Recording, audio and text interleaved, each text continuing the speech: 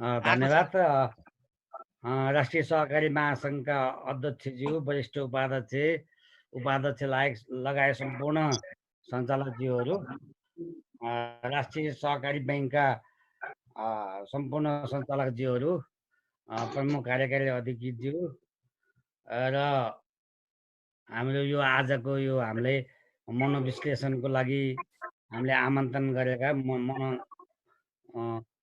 यो मनोविश्लेषक आदरणीय बासु आचार्यज्यू, केन्द्रीय सङ्घका अध्यक्षज्यू लगायत सम्पूर्ण सदस्यज्यूहरू, बैङ्कका सम्पूर्ण परिवार साथीहरू र सम्पूर्ण मुलुकभरिको र अन्तर्राष्ट्रिय क्षेत्रमा पनि हेरिरहनु भएका सम्पूर्ण सहकारी कर्मी मित्रहरू, खास गरी हामी यो अहिले 1 महिनाभन्दा बढी चाहिँ लकडाउनमा बसिरहेछौँ। हामीलाई एकदम टेन्सन भएको छ।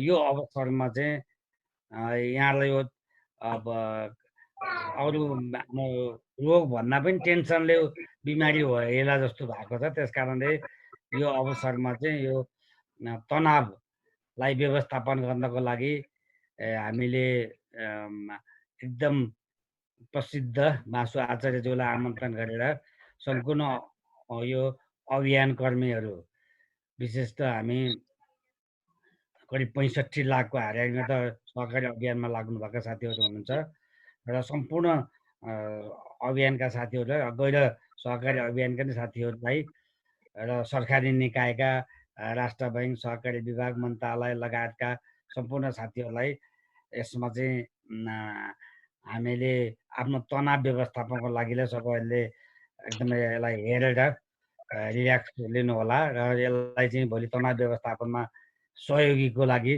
यसलाई उपयोग गर्नुहोला र बिचमा हाम्रो यसको सबै समन्वय गर्ने र टेक्निकल सपोर्ट गर्ने, प्रश्नहरू गर्ने हामी राष्ट्रिय सहकारी बैङ्कको प्रमुख कार्यकारी अधिकृत चार्टर्ड एकाउन्टेन्ट बद्री बुढागाईलाई हामीले यो उहाँलाई समन्वय गर्ने जिम्मा दिएको छौँ र आवश्यक परेमा होस्टिङ गर्ने, समन्वय गर्ने उहाँ र नवीन कुमार कार्की, यहाँ जो आइटी सहकारी विभाग राष्ट्रिय सहकारी बैङ्कका आइटी विभाग प्रमुख र सूचना प्रविधिको विभाग प्रमुख बद्री कुमार कार्कीज्यू हुनुहुन्छ। उहाँले अरू टेक्निकल कुनै पनि इन गर्न समस्या भयो, अरू केही समस्या भयो भने उहाँलाई सम्पर्क गर्नुहुनेछ। म यो चाहिँ यो कार्यक्रम सुरुवात गरिदिनको लागि म सम्पूर्ण साथीहरूलाई अनुरोध गर्दै बासु सरलाई हार्दिक अनुरोध गर्छु। सर, यसो अलिकति यहाँ हाम्रो मिन्द्रा सर पनि आउनुभएको छ, महासङ्घको अध्यक्षज्यू हुनुहुन्छ।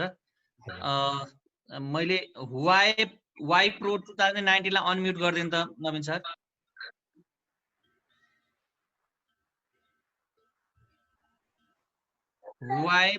वाइ7 प्रो 2019।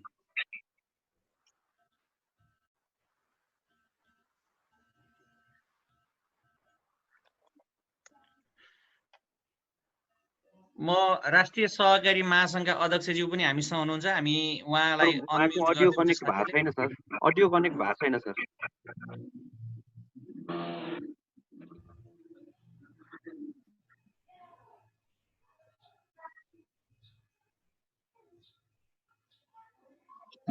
कल्पना जाऊ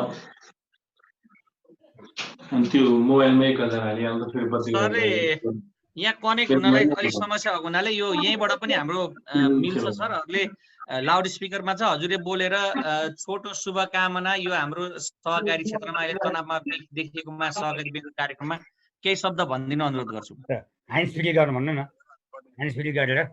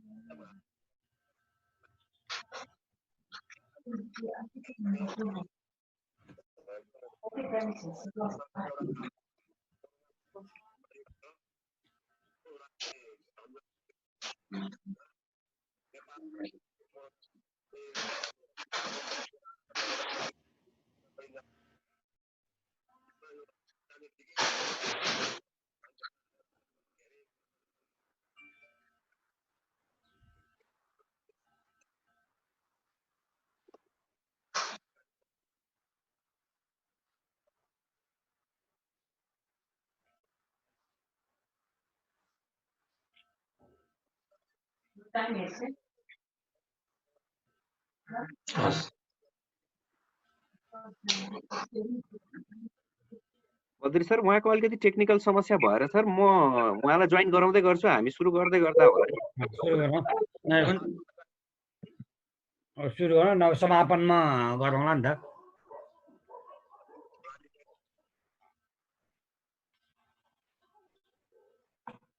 ल सुरु गरौँ अब।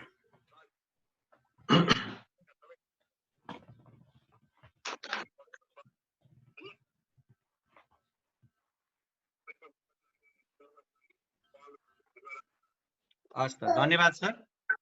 सरलाई धन्यवाद छ। अब म यसलाई विलम्ब नगरिकन हाम्रो सेसनको लाई अगाडि बढाउन चाहन्छु। हामीसँग धेरै सहकारी कर्मी मित्रहरू, सञ्चारकर्मी मित्रहरू अगाडि जोडिनु भएको छ। फेसबुक लाइभमा हाम्रो सुरुवात गर्दै हुन्छ साथीहरूले। यो सबैलाई गरेर अब हामी आजको यो मेन सेसन कोरोनाको जुन सन्तास छ त्यसले मनोवैज्ञानिक असर पारिरहेको अवस्थामा हामीले कसरी के कुरालाई ध्यान दिन पर्छ, जसले गर्दा चाहिँ हामी नर्मली पनि यो जीवनलाई अगाडि बढाउन सहज होस् भनेर कोरोना सन्तास, तनाव व्यवस्थापन र सहकारीको बारेमा हामीलाई अगाडि आउनु भएको छ प्रस्तुत गर्नको लागि। म अलिकति उहाँको बारेमा सानो इन्ट्रो गर्न चाहन्छु। उहाँ हुनुहुन्छ मनोविश्लेषक बासु आचार्य, पेसाले उहाँ मनोविश्लेषक हुनुहुन्छ।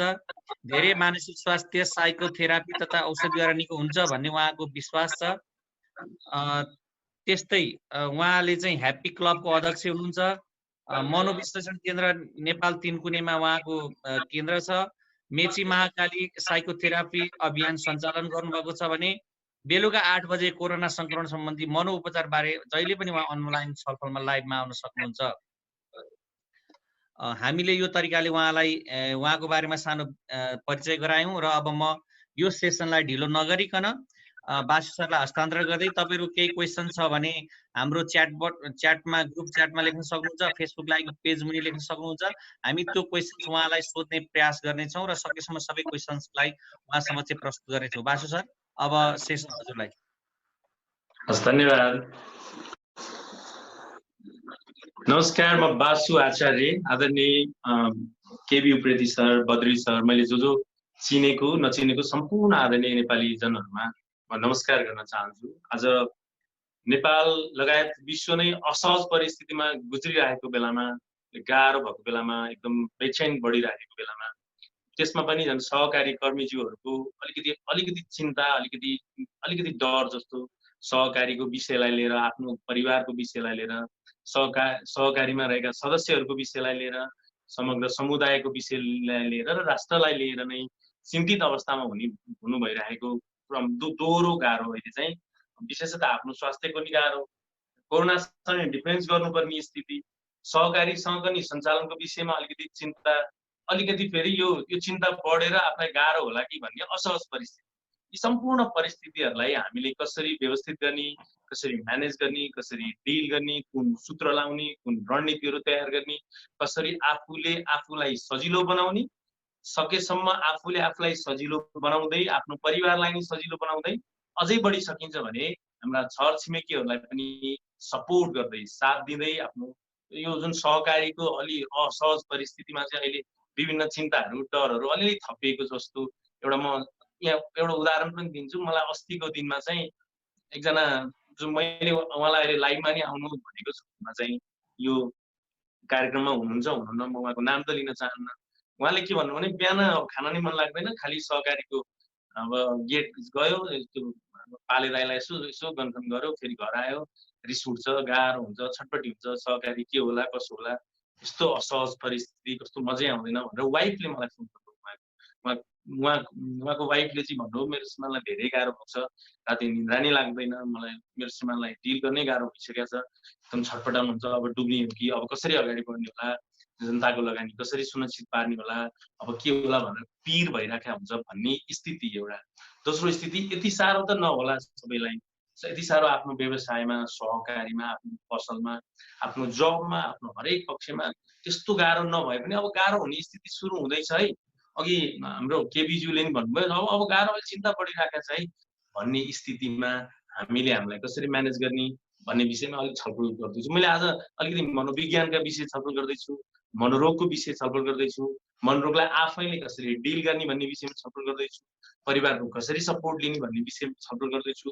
विशेषतः यो सहकारी कर्मीहरूलाई चाहिँ अहिले अब कर्जा ब्याजै नउठ्ला कि निक्षेपहरू फिर्ता दिनुपर्ने हो कि, अर्को भनेको अब सहकर्मीले नि साथ दिँदैनन् कि, मलाई लटपट्याउँछन् कि, मलाई गाह्रो बनाइदिन्छन् कि, यस्ता यस्ता प्रब्लमहरू सेयर होल्डरले फिर्ता लैदिन्छन् कि, ताला अर्काको हातमा छ, केही गडबड हुन्छ कि, कर्मचारीले कतै मिस्टेक गर्छन् कि जानी अथवा नजानी, अथवा जिम्मेवार सक्षम कर्मचारीले छोडिदिन्छ कि, जब पो छोडिन्छ कि यार हामीलाई छोड्यो भने कस्तो गाह्रो होला, तरलता के होला, कसरी हामीले तल लिक्विडिटी मेन्टेन गर्ने, यी यावत विषयमा चाहिँ अहिले चिन्ता बढिरहेको, गाह्रो भइरहेको, भोलिको दिनमा नियमनकारी निकाय कस्तो भयो भन्नेलाई यी यस्तै विषयले मान्छेलाई अलिक डिस्टर्ब भइरहेको, सहकारी कर्मीहरू विशेषतः। अनि अब कोही स्कुल सञ्चालक पनि आए भन्दै हुन्थ्यो अघि, यो यहाँ स्कुल सञ्चालक पनि हुनुहुन्छ, उहाँ पनि अब स्कुल कसरी अगाडि बढेला, मेरो स्कुल के होला, मैले मेरो साथीलाई कसरी म्यानेज गर्ने, यी सबै व्यापारीहरू पनि आउँदै मलाई म्यासेज गर्नुहुन्छ हजुरसँग हामीले जोडिन सक्छौँ भन्दा हुन्छ, मैले हजुरले उपलब्ध गराइदिएको युजर नेम र पासवर्ड मैले दिएको छु। अनि व्यापारीहरू हुनुहुन्छ, व्यापार के होला, मेरो भविष्य के होला, मेरो लगानी गरिरहेछ, यी सबै विषयलाई एकतर्फी। दोस्रो विषय कोरोनाका आफ्ना अब यस्तो पनि न्युज सुनेको छ, उता नि न्युज सुनेको छ, कोरोनाका नि न्युज सुनेको छ, अब यो सहकारीहरूलाई पनि अब न्युजले चाहिँ अब अलिक गाह्रो छ है, सहकारीहरूलाई, ब्याङ्कहरूलाई, वित्तीय संस्थाहरूलाई गाह्रो छ भनेको अवस्था। यी सबै अवस्थालाई चाहिँ हामीले आफूलाई कसरी म्यानेज गर्ने मानसिक रूपमा, त्यसपछि कोरोनाको सन्तास हटेपछि अब कसरी आफूले आफूलाई अगाडि बढाउने, सहकारीको हिसाबमा, आफ्नो जबको हिसाबमा, आफ्नो पसलको हिसाबमा, विद्यार्थीको आफ्नो स्टडीको हिसाबमा, अभिभावकको हिसाबमा, गृहिणीको हिसाबमा, यी सबै विषयवस्तुहरूमा आज बहस हुँदैछ। आजको छलफल चाहिँ तपाईँहरूले सबैले मेरो तर्फबाट भन्नुपर्दा हजुरले सेयर पनि गरिदिँदा हुन्छ, हजुरले सेयर गरिदिनु भयो भने अरू साँच्चीकै पीडा भएका, साँच्चीकै गाह्रो भएका, अहिले के हुन्छ समस्याहरू म जोड दिन्छु, साँच्चीकै असहज परिस्थिति भएकाहरूलाई चाहिँ एकदमै फाइदा हुन्छ। त्यस कारणले म अलिकति विषय प्रवेश गर्न जाँदैछु। आयोजक राष्ट्रिय सहकारी ब्याङ्कलाई म धेरै धेरै धन्यवाद दिँदै म सुरु गर्छु। सर्वप्रथम त रह्यो मन भनेको हाम्रो मानसिक पक्ष र त्यसले उत्पन्न भएका व्यावहारिक पक्ष। हाम्रा मनमा उत्पन्न भएका सोच, विचार, बेचैन, घबराहट, इच्छा, आकांक्षा, रहर, चाहना, कुण्ठा, डर, नैतिक इच्छा, अनैतिक इच्छा, सबै हाम्रो भएभरका सबै व्यक्तित्व, हाम्रा जिन्दगी, हाम्रा मूड, हाम्रो वरिपरिको वातावरण, हाम्रा परिवार, हाम्रा आर्थिक, हाम्रा कमजोर पक्ष, हाम्रा सबल पक्ष, यी सबै बच्चादेखि 9 महिना 10 महिनादेखि जब हामीले खेलौना चिन्यौँ, यो मेरो खेलौना रहेछ, मम्मीको टोपी, फेरि मम्मीको पेन रहेछ, दादाको चाहिँ अब कपी रहेछ, बुवाको चस्मा रहेछ, मैले त्यतिर ध्यान दिने होइन, मैले चाहिँ मेरो खेलौनामा मात्रै ध्यान दिने, नत्र गाली खाँदो रहेछु भन्ने अवस्थादेखि आजका मितिसम्म मान्छेले जिन्दगी भोग्दै जाँदा, सोच्दै जाँदा, व्यवहार गर्दै जाँदा सम्पूर्ण पक्षलाई चाहिँ हाम्रो मन भनिन्छ। अनि यही मनको विषयमा अध्ययन गर्ने, मनको विषयमा एनालाइसिस गर्ने, मनको विषयमा विश्लेषण गर्ने, मन बुझ्ने, मन बुझाउने फ्याक्टरलाई चाहिँ मनोविज्ञान भनिन्छ। मनोविज्ञान चाहिँ मान्छेहरूको विज्ञान हो, अनि पशुहरू पनि साइकोलोजी पनि स्टडी गर्ने चलन आइसकेको छ, किनभने पशुको पनि मन हुन्छ, पशुको पनि साइकोलोजिकल स्टडी हुनुपर्छ भनिएको छ। अब अहिले मनोविज्ञान बहस गर्दै जाँदा अहिले साँच्ची नै हाम्रो मनोविज्ञान कोरोनाको सन्तासमा अड्केर बसेको छ, हाम्रो मनोविज्ञान लकडाउनमा अड्केर बसेको छ, हाम्रो मनोविज्ञान एडजस्टमेन्ट क्या, हामी यहाँ एडजस्ट हुन सकेको छौँ कि छैनौँ, हामी यहाँ टिक्न सकेका छौँ कि छैनौँ, हामीले हामीलाई व्यवस्थित गर्न सकेका छौँ कि छैनौँ, र त्यसपछि हामीले हामीलाई व्यवस्थित गर्दै जाँदा हामीले हाम्रो कार्यक्षेत्र विशेषतः अहिले जोड दिँदाखेरि सहकारी कर्मीहरूको असहज परिस्थितिको क्षेत्रमा के कस्तो स्थिति परिस्थिति भएको छ भन्ने विषयमा अनि यसलाई चाहिँ मनोविज्ञानमा लगेर जोड्नुपर्छ। अब मनोविज्ञान भनेको छुट्टै विषय होइन क्या, हाम्रो यही दैनिकी हो, हाम्रो खानपान, हाम्रो व्यवहार, हाम्रो जिन्दगी, हाम्रा अगाडिका बाटोघाटो, बिजुली बत्ती, हाम्रा इच्छा रहर, हाम्रा चाहनाहरू, हाम्रा दैनिकीहरू, हाम्रो बालबच्चा सिस्टम, हाम्रो देशको यी सबै मनोविज्ञानमा पर्छ। खासै मान्छेले मनोविज्ञान चाहिँ छुट्टै होला, हाम्रो दैनिकी छुट्टै होला भन्ने हुँदैन। यो दैनिकी नै मनोविज्ञान। हामीले मनमा उत्पन्न भएको विचार मात्रै मनोविज्ञान नबुझौँ है, त्यो त्यसरी हुँदैन। मनमा उत्पन्न भएका विचारलाई व्यवहारमा लागिसकेपछि त्यसबाट उत्पन्न भएका सम्पूर्ण स्थिति परिस्थिति, घटना परिघटना र दुर्घटनाहरू यी सम्पूर्ण मनमा पर्छन्, मनोविज्ञानमा पर्छन्। त्यसकारणले हामीले अर्को जोड दिनुपर्ने के छ, कोरोनाको सन्तास भई असहज परिस्थिति भइराख्दाखेरि कोरोनालाई गाह्रोले हामीलाई गाह्रो बनाउँदा 2 दिन बनाउला, 3 दिन बनाउला, 5 दिन बनाउला, हेर्दा 20 दिन, 25 दिन, 30 दिन भइसक्यो। ओहो कस्तो अचम्म, अब त गाह्रो हुन्छ कि अब सधैँ यस्तै स्थिति हो कि क्या हो भन्ने एउटा पिर।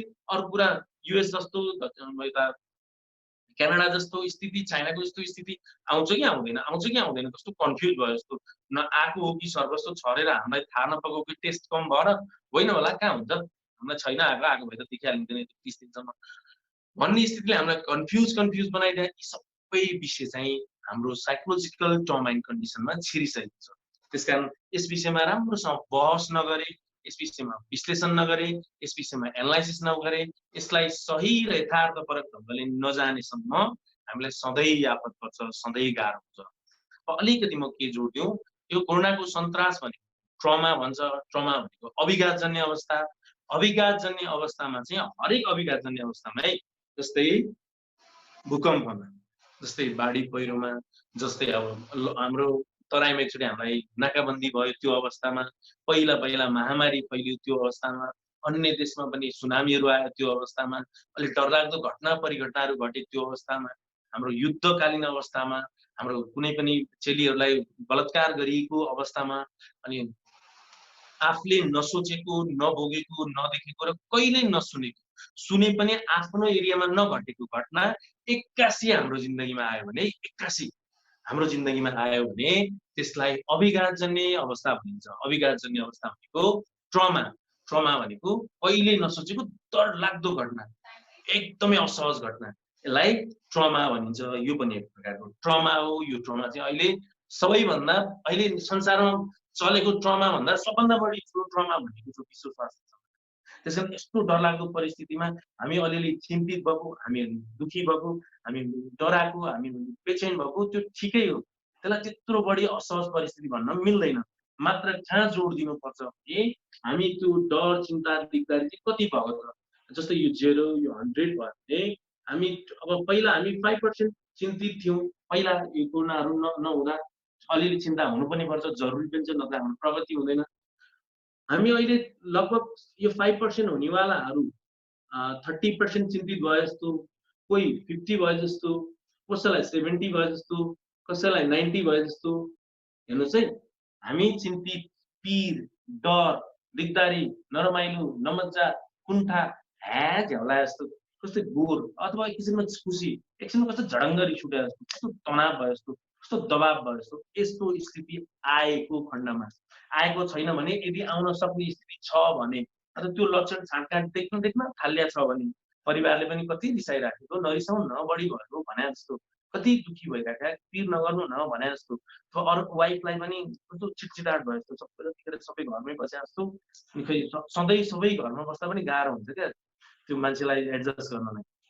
आफ्नो टाइममा हुन्छ, कोही जबमा जान्छ, कोही उता जान्छ, कोही सबै स्कुलमा जान्छ, बच्चा सबै घरमै खालि पकाएको पकाइ, पार्टी पाइ, कसैले हेल्प पनि गर्दैन, कसैले साथ पनि नदिन्छ जस्तो, खालि इरिटेट पनि हुनसक्छ। सबै स्थिति हामीले सहन सक्दैनौँ भन्ने पनि बुझ्नु पर्यो। फेरि श्रीमान पनि त्यही स्थितिमा, जबको विषय, आर्थिक पक्ष, अब कति दिनसम्म यो हुने हो, बच्चाको फ्युचरको पक्ष, बुवा आमाको के होला, रोग बुढाबुढीलाई बढी लाग्ने भनेको छ, यस्तो स्थितिमा हाम्रो के अवस्था होला भनेको पक्ष, यी यावतमा चाहिँ हामीले कति बढी चिन्तित छौँ भनेर हामीले एनालाइसिस गर्ने। आफूले एनालाइसिस गर्न सकेन भने परिवारलाई पनि सोध्ने, म अलिक बढी चिन्तामा हो त, मलाई अलिक गाह्रो भएको त, र तिमी अलिक बढी चिन्तामा, फेरि उसलाई मान्छेको अगाडि नभन्ने। यी सबै विषयवस्तुहरू जोड दिनको लागि हामीले यो CBT भन्ने एउटा फर्मेट बुझ्नु पर्छ कि। हामीले CBT बुझिसकेपछि चाहिँ हामीलाई कसरी सोच्ने भन्ने विषय मजाले आउँछ। CBT बुझाउनलाई म अलिकति ट्राई गर्छु। जुन तपाईहरुले CBT बुझेपछि हामीले हामीलाई कसरी व्यवस्थित गर्ने राम्रो रणनीतिहरू तयार गर्न सकिन्छ। यतिखेर तयार गर्नुपर्ने सिबिटी बुझ्नु अगाडि चाहिँ एउटा एउटा सबभन्दा महत्त्वपूर्ण कुरा बुझ्नुपर्छ। यतिखेर मुख्य भन्ने हुन्छ सधैँ मुख्य के त, यतिखेर सहायक भन्ने हुन्छ सहायक के त सहायक पक्ष हाम्रो जिन्दगीको अहिले केलाई मुख्य मान्ने। अर्को हुन्छ अन्य भन्ने हुन्छ अन्य। हामी अन्यलाई बढी जोड दिएर सहायक र मुख्यलाई ध्यान जोड दिएका छैनौँ कि, अथवा हामीले कसलाई कसरी जोड दिने। यतिखेर मुख्य भनेको कुन कुरा इम्पोर्टेन्ट छ, कुन कुरा अर्जेन्ट छ। मुख्य इम्पोर्टेन्ट र अर्जेन्ट छ भने त्यसलाई मुख्यमा राख्नु। एकदमै इम्पोर्टेन्ट छ भनेको एकदम महत्त्वपूर्ण छ, तर एकदमै हतारो पनि छ, अर्जेन्ट पनि छ, त्यसलाई मुख्यमा राख्ने। अब अहिले सहकारीको सञ्चालन गर्ने विषय सहायकमा राख्नुपर्छ। सहायकमा यतिखेर मुख्य होइन। पहिला कोरोना अगाडि चाहिँ तपाईँको मुख्य थियो सञ्चालन, सहकारी सञ्चालन, फसल सञ्चालन, व्यवसाय सञ्चालन, अन्य के सञ्चालन त मुख्य थियो। अब अहिले सहायकमा जान्छ। उस्तै परिस्थितिमा त अन्यमा पनि जान्छ। तपाईँहरूको यो मुख्य जिम्मेवार व्यक्तिभन्दा बाहेकले चाहिँ अन्यमा जानुपर्छ जस्तो अवस्थामा। मुख्य भने इम्पोर्टेन्ट र अर्जेन्ट विषयलाई मुख्य राखेर जे कुरा इम्पोर्टेन्ट छ र अर्जेन्ट छ। अर्को इम्पोर्टेन्ट छ तर अर्जेन्ट छैन, नट अर्जेन्ट भनेको इम्पोर्टेन्ट चाहिँ एकदम महत्त्वपूर्ण हो तर हतारो चाहिँ छैन, पछि गरे नै हुन्छ भने यसलाई सहायकमा लगाएर। अनि अर्को कुरा अर्जेन्ट छ, हतारो छ तर इम्पोर्टेन्ट चाहिँ छैन, यसलाई पनि सहायकमा राखिने। आफ्नो जिन्दगीका टिप्नुको फर्मेट बनाउनु एकदम गाह्रो छ भने आफ्नो के पोइन्ट इम्पोर्टेन्ट अर्जेन्ट अनि याद गर्ने, त्यसमा मुख्य सहायकमा राख्ने र अन्यमा चाहिँ not important not urgent. Important पनि छैन अर्जेन्ट पनि छैन भने यसलाई अन्यमा लगाएर राख्ने। अब कसैलाई फेरि तपाईँले सहकारीको पैसा फिर्ता केही उसलाई आपदै परिराखेको छ भने उसको होइन इम्पोर्टेन्ट होइन अर्जेन्ट होइन भन्ने होइन, उसलाई त्यो बेलामा एकदम इम्पोर्टेन्ट र अर्जेन्ट परे हुनसक्छ। त्यसलाई नि अलिअलि उसलाई बुझाउँदै, उसलाई सम्झाउँदै, उसलाई माया गर्दै, उसलाई प्रेम गर्दै फर्काइदिने स्थिति आउँछ कि थोर बहुत हो। यी सबै आफूले फर्मेटमा ढाल्नुपर्छ अनि हामीलाई धेरै सजिलो हुन्छ हाम्रो जिन्दगी।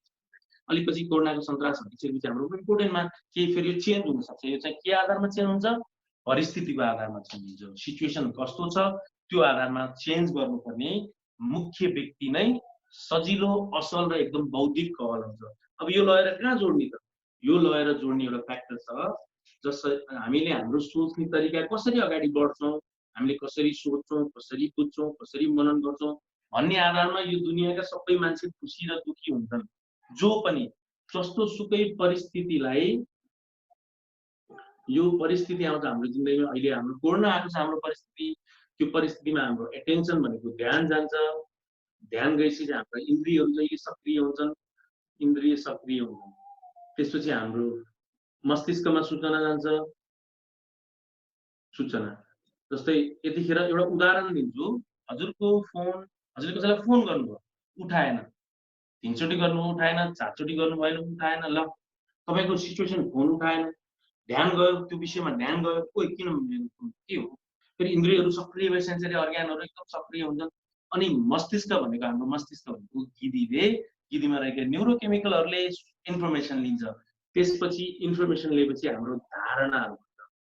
धारणा एक एकवटा धारणा बनाएको हुन्छ हाम्रो जिन्दगीमा। त्यो धारणामा बन्दाखेरि कसैको यथार्थपरक बन्छ, यथार्थपरक, कसैको सामान्य धारणा बन्छ, कसैको मणगणन्ती भनेको विरोधाभास धारणा बन्छ, कसैको यथार्थपरक भन्ने रियालिटी बेसमा, कसैको के सोच्न सक्छ धारणा भनेपछि विचार आउँछ, कुरा आउँछ क्या हाम्रो मनमा विचार। कसैको के आउँछ, मलाई हेप्या हो कि क्या हो, मलाई यस्तो सोच्नु, यसले किन यस्तो गर्यो, यो विचार आउँछ। कसैको यथार्थपरक विचार आउँछ, के भन्छ यसलाई आज मोबाइल चार्जर छोडेछ कि, अथवा मेरो साइलेन्समा राखेछ कि, सबै मोबाइलै साइलेन्स राखेछ कि, अथवा मेरो जरुरी देखेन कि भनेर यथार्थपरक विचार आउँछ। कसैको सामान्य विचार आउँछ, उठाओस् केही छैन। अनि त्यसपछि इमोसन भनेको भावनामा असर हुन्छ। हामीले मनगणन्ती अथवा विरोधाभास अथवा डिसफङ्सनल विचार गर्यौँ भने भावनामा एकदमै असर खिन्न हुन्छ।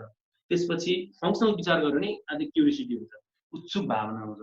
त्यसपछि हाम्रो के हुन्छ, हाम्रो लक्षण आउँछ शरीरमा, फिजिकल सिम्टम आउँछ, छाती भारी हुन्छ, कसै काम गर्छ, कसैको पेट गल्छ क्या। त्यो जस्तो सुकै परिस्थितिमा फोन उठाएको त्यसमा चाहिँ नमस्कार गर्नु फर्काएको त्यही हुन्छ।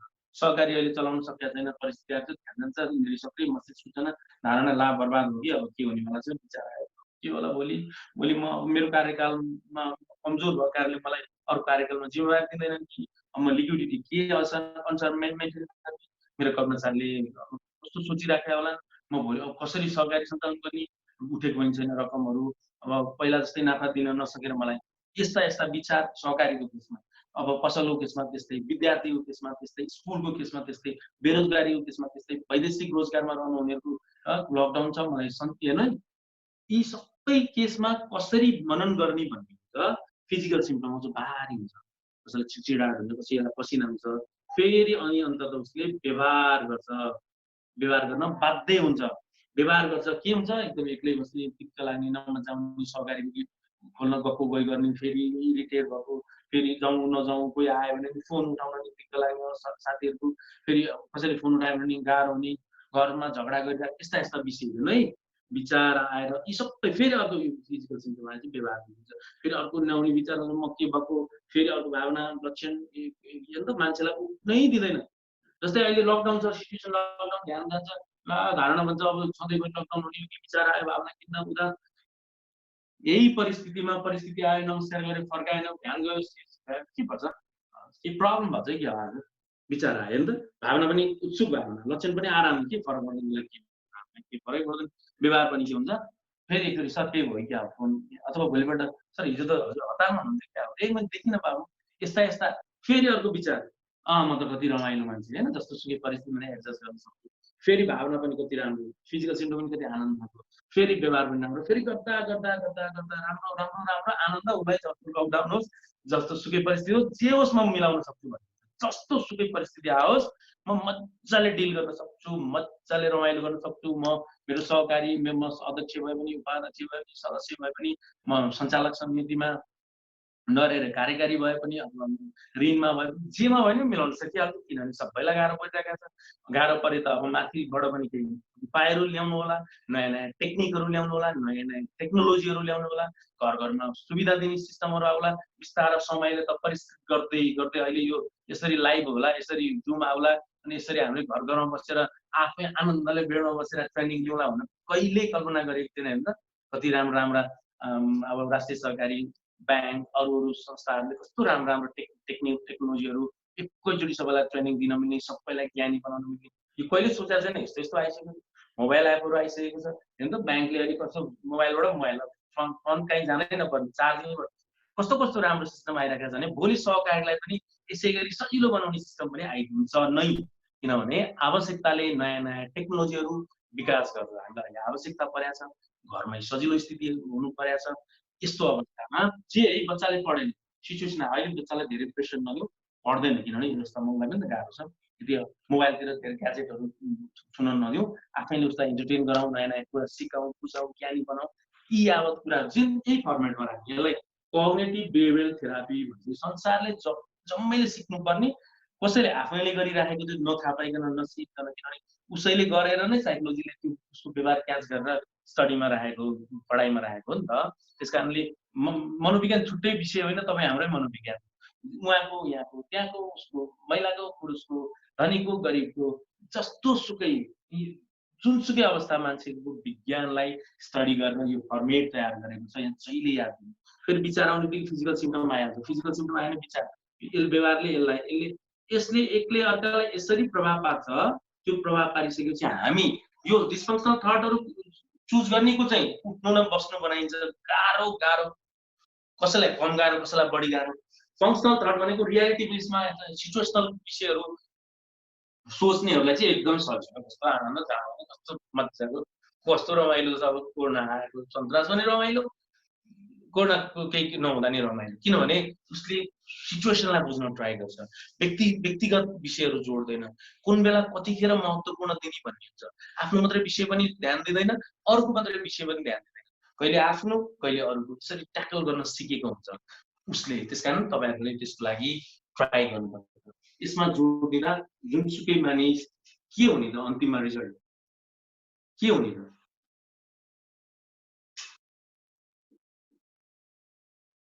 जुनसुकै व्यक्ति के हुने त, जस्तै तडपेर बेचैन भएर विचित्त भएर एकदम चिन्ता हुँदै एकदम गाह्रो अवस्था जाने कि जुनसुकै परिस्थितिमा, फेरि मैले यो परिस्थिति जुनसुकै परिस्थितिमा एउटा मान्छे यो बनी, एउटा मान्छे यो बन्ने, के बन्ने भन्ने कुरा मैले मलाई बुझ्ने, मैले अरूलाई बुझ्ने, अरूले मलाई कसरी बुझ्यो भनेर बुझ्ने, अरूले कसरी एनालाइसिस गर्छ, रियल एनालाइसिस गर्छ त्यो आफूलाई मनोगणन्त एनालाइसिस होइन। र मलाई त्यसले खतम सोच कि कमजोर सोच कि खाली एनालाइसिस होइन। कसरी जसरी उसले मलाई व्याख्या गरेका छ त्यसरी, जस्तै मलाई ममा कमजोरी पक्ष छन् नि, मलाई कमजोरी टाइपले सोध्छ होला, म ठिक छु, ममा व्यवहारिक रूपमा पनि ठिक छ, मेरो वैचारिक रूपमा पनि ठिक छ, मेरो अन्तर्व्यक्तित्व सम्बन्धमा पनि ठिक छ, मेरो इमोसनल पनि पक्षहरू सबै राम्रो छ, सपोर्टको पक्ष राम्रो छ नि, मलाई त्यही अनुसारले सोध्छ भनेर कसरी सोध्छ, कसरी बुझ्छ भन्ने आधारमा मान्छे दुखी के मान्छे सुखी हुन्छ।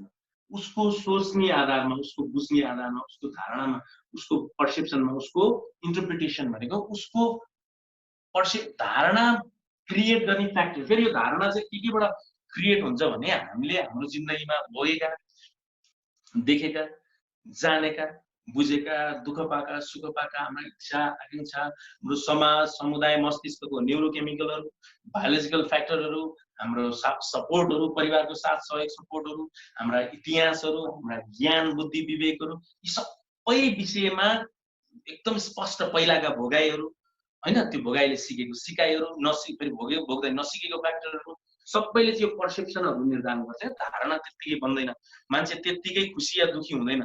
उसको खुसी या दुखी हुनुमा उसको धेरै बुझ्ने पक्ष हुन्छ। दुखी हुनेहरूले नि एकदमै मजाले नराम्रो बुझेर दुखी भएको हुन्छ, खुसी हुनेहरू पनि एकदमै मजाले राम्रो बुझेर खुसी भएको हुन्छ। चाहे ऊ सडकमा आएको बेलामा पनि बुझ्ने तरिका ठिक गरे, अहिले सडकमा त आइयो, राम्रोसँग बुझ्न चाहिँ सिके भने जस्तो यी यावत विषयवस्तुले हामीलाई म्यानेज गर्न, हामीलाई सुखी बनाउन, हामीलाई सजिलो बनाउन अथवा हामीलाई गाह्रो बनाउनलाई ठुलो भूमिका हुन्छ। अब यी सबै विषयवस्तुहरूले कहाँलाई प्रभाव पार्छ त? कोरोनाको सन्तासको अवस्थामा चाहिँ सबभन्दा धेरै प्रभाव पार्ने फ्याक्टर भनेको चाहिँ एन्जाइटी भन्ने समस्या हो। एन्जाइटी भनेको चाहिँ आत्तिने समस्या, चिन्ता हुने समस्या, दिगदारीपनको समस्या, एकदम बेचैनको समस्या, अप्ठ्यारो असहज हुने समस्या। त्यो पनि अहिले 8, 10, 11 वटा एन्जाइटी छन्, त्यसमा हुन सक्ने सम्भावना भएका 3, 4, 5 वटा छन्। एउटा चाहिँ जनरलाइज एन्जाइटी डिसअर्डर भन्छ। जनरलाइज एन्जाइटी डिसअर्डर भनेको सामान्यकृत दुश्चिन्ता विकार, ला मरिन्छ कि के हुन्छ कि, ला के हो सहकारी डुब्छ कि, मलाई अब गाह्रो हुन्छ कि, अब कसरी अगाडि बढ्ने, चोरी पो हुन्छ कि मेरो सहकारीमा, अब मलाई कसैले सपोर्ट दिन जान्छ कि, मलाई लट पटाइदिन्छ कि, बच्चालाई कोरोना लाग्छ कि, त्यसले भित्र्याउँछ कि, सामान्य कि जोडिएका सबै कि है, यो कि जोडेर पीर चिन्ता कि त हामीलाई नै जोडिन्छ, तर यो कि जोडिएर अघि नै देखाएको फर्मेटको 50% प्लस र अलि बढी नै, अलि धेरै, अलि 10 दिन जति नै, 15 दिन जति नै हुन त एन्जाइटी हुनलाई अलि लामो क्राइटेरिया छ। विश्व स्वास्थ्य सङ्गठनले 2030 पछि चाहिँ प्रत्येक 3 जनामा 1 जना चाहिँ मनोरोगी हुन्छ, सामान्य या जटिल मनोरोगी हुन्छ नै भनेर भनेको छ। अहिले 4 जना उभियो भने 1 जना मानसिक रूपमा पीडित हुन्छ, मानसिक स्वास्थ्यको समस्या छ, 4 जना मध्ये 1 जना। 2030 पछि चाहिँ 3 जना मध्ये 1 जना हुन्छ भनिएको छ। अब यो कोरोनाको सन्तास भन्दा अगाडिको यो उहाँहरूको आकलन हो, तर अहिलेको आकलन के आउला जस्तो छ भने अब 2030 पछि होइन, 2020 पछि नै 3 जना मध्ये 1 जना मनोपीडित देखिने सम्भावना बढेको छ।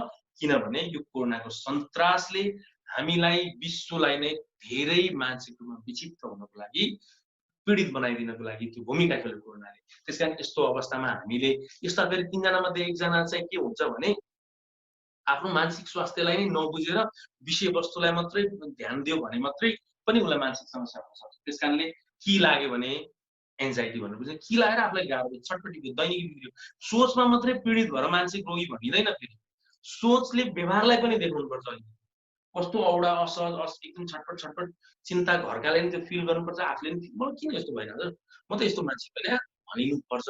र सामान्य मानसिक समस्या चाहिँ काउन्सिलिङ गरेर आफूलाई बुझाएर सम्झाएर ज्ञानी बनाएर अथवा कुनै विज्ञले काउन्सिलिङ गरेर सल्भ हुन्छ। अर्को पेनिक डिसअर्डर भन्छ, एकदमै घबराहट। अब अहिले गर्न लाग्यो, खाएको भोग्ने बित्तिकै गाह्रो लाग्यो कि, अब के असहज हुने बित्तिकै लाग्यो कि, अब त बर्बाद भयो, अब म कसरी हस्पिटल जाउँ, कसरी जाउँ, अरूलाई भन्यो हाँस उठिहाल्छ, हाँस्छन्।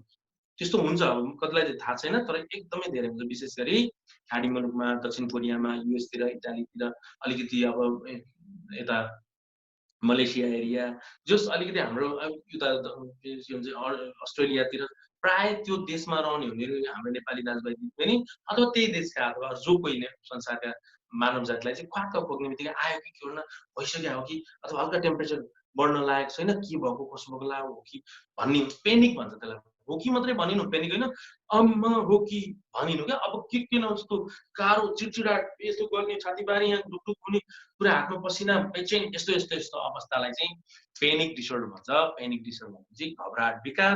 त्यो घबराहट विकार भयो भने पनि त्यो कुरो चाहिँ त्यो होइन है, मलाई मनको कुरो हो नि। त्यसरी एकचोटि पो डराउँछ मान्छे, जसले डक्टरमा गइसक्यो केही छैन भन्दै हुन्छ अनि डराइ गरेर हुन्छ त भन्ने एउटा फ्याक्टर पेनिक डिसअर्डर। त्यसलाई पनि यही फर्मेटमा हाल्नु। खुवाको खोक्ने बित्तिकै पेनिक के भन्छ कोरोना कहाँ हुन्छ, खोकी त अलि नियमित आउनु पर्यो, ज्वरो पनि अलिक बढी लाग्नु पर्यो। अब त्यसो पहिले लागिसक्यो कि लागिसकेको छ भने पहिला लक्षणहरू राम्रोसँग देखोस् अनि पो जाउँला न, यतिकै अन्दाजले के तड्नु भनेको आफूले कुन फर्मेटमा हाल्ने विषयवस्तुलाई पेनिक भन्छ, ओसिडी भन्छ। हात धोक्को धोइ यसरी हात धुन्छ उसले, तपाईँहरूलाई नि हात धुवाउँछ, उसले नि हात धोको धोइ, घरमा कोही छिर्न दिँदैन, छिर्यो भने रिसाउँछ। एउटा बाबु त मास्क लाएर बसिरहेको छ, राति पनि निकाल्दैन, मनबाट सक्छ कि तपाईँ मलाई एकैचोटि सुताइदिएर हेर्नु त उसले कसरी बुझेको छ। सबै बुझाइमा भर्नुपर्छ।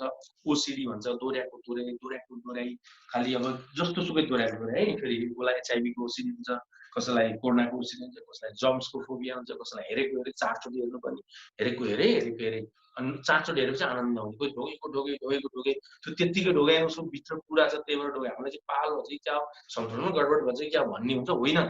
ओसिडी मानसिक सन्तुलनमा गडबड भएको होइन, त्यो चाहिँ एउटा एन्जाइटी हो। अर्को हुन्छ पिटिएसडी भन्ने हुन्छ, post traumatic stress disorder. Post भनेको पछि, ट्रमेटिक भनेको ट्रमा हो अभिघातजन्य अवस्था, स्ट्रेस भनेको तनाव, डिसअर्डर भनेको विकार। अभिघातजन्य अवस्था पछि हुने एउटा तनाव विकार, एकदमै तनाव हुन्छ उसलाई पिटिएसडी भन्ने हुन्छ। यस्तो अवस्थामा खालि चिन्ता, डर, बेचैन हुन्छ। अर्को हुन्छ एक्युट स्ट्रेस डिसअर्डर भनेको तीव्र जे गर्दा नि तनाव हुने, डर पनि भुइँमा खसे पनि तनाव हुने, यो मेटिएन भने नि तनाव हुने। यो अब मैले पर्मानेन्ट लेखेको, अब यो मेटिएन भन्दै भगवान किन पर्मानेन्ट लेखेको, किनभने यो त त्यति मेटिँदैन, यो त स्पिड हाल्नुपर्छ भने तनाव, जेमा नि तनाव। कसैले फोन गर्ने नि तनाव, कसैले बोल्न आयो तनाव, नबोल्ने तनाव, तनावै तनाव, स्ट्रेस डिसअर्डर हुन्छ यस्तो अवस्थामा।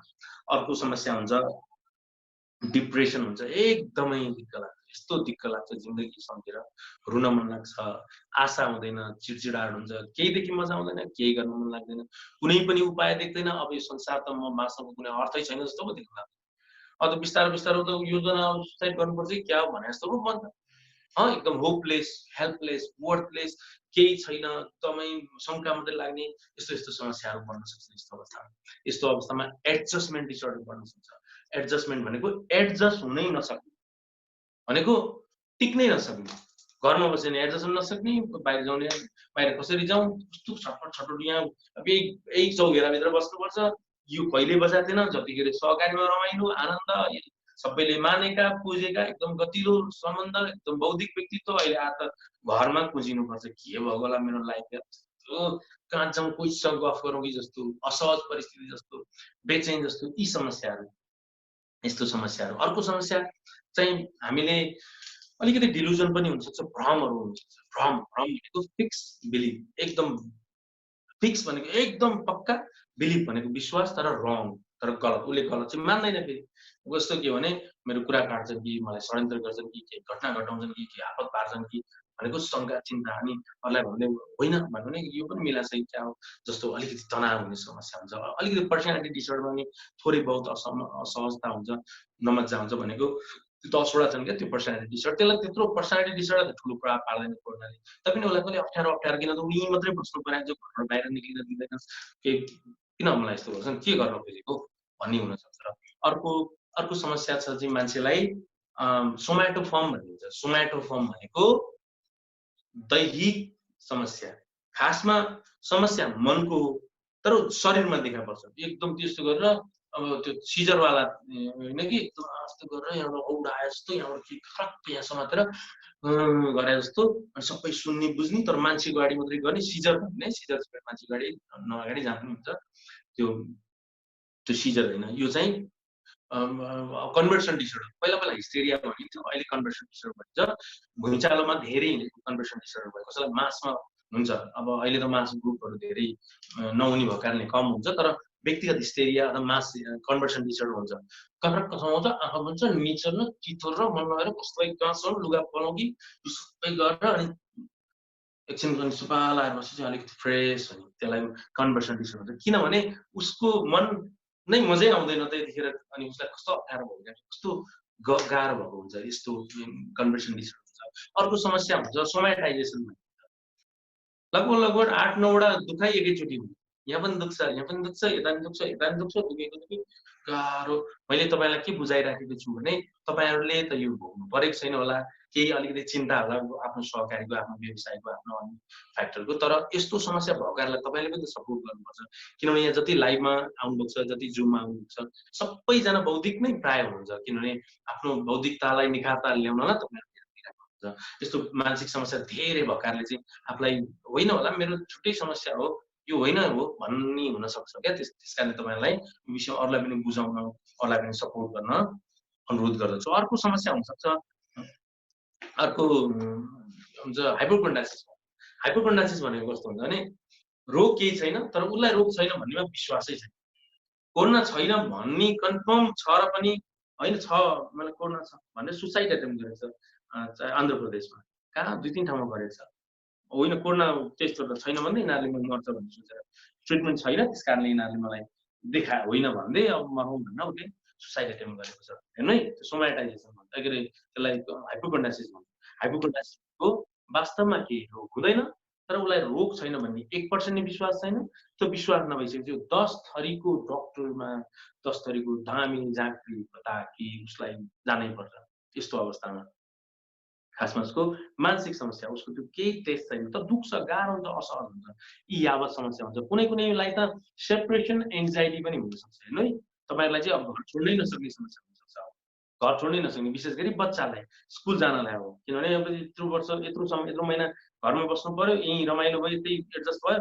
अब स्कुल जान थालेपछि पेट दुख्ने जिउ दुख्ने शरीर दुख्ने दिशा आउने पिसाब आक्वाइ गर्ने आँखा दुख्ने टाउको दुख्ने हुनसक्छ। साँच्चीकै दुख्छ पनि पखाला नै लाग्छ फेरि। अनि फेरि घरमा आएपछि सब हुन्छ। यस्तो अवस्थामा मोबाइल एडिक्सनको एकदमै ठुलो समस्या हुनसक्छ। मोबाइल एडिक्सन पनि एउटा एडिक्सन हो भनेको खालि मोबाइल नहेर्सम्म छटपट भइहाल्ने यी यावत कुराहरूले यो चाहिँ मानसिक समस्या हुनसक्छ। यी मानसिक समस्या भन्छ है।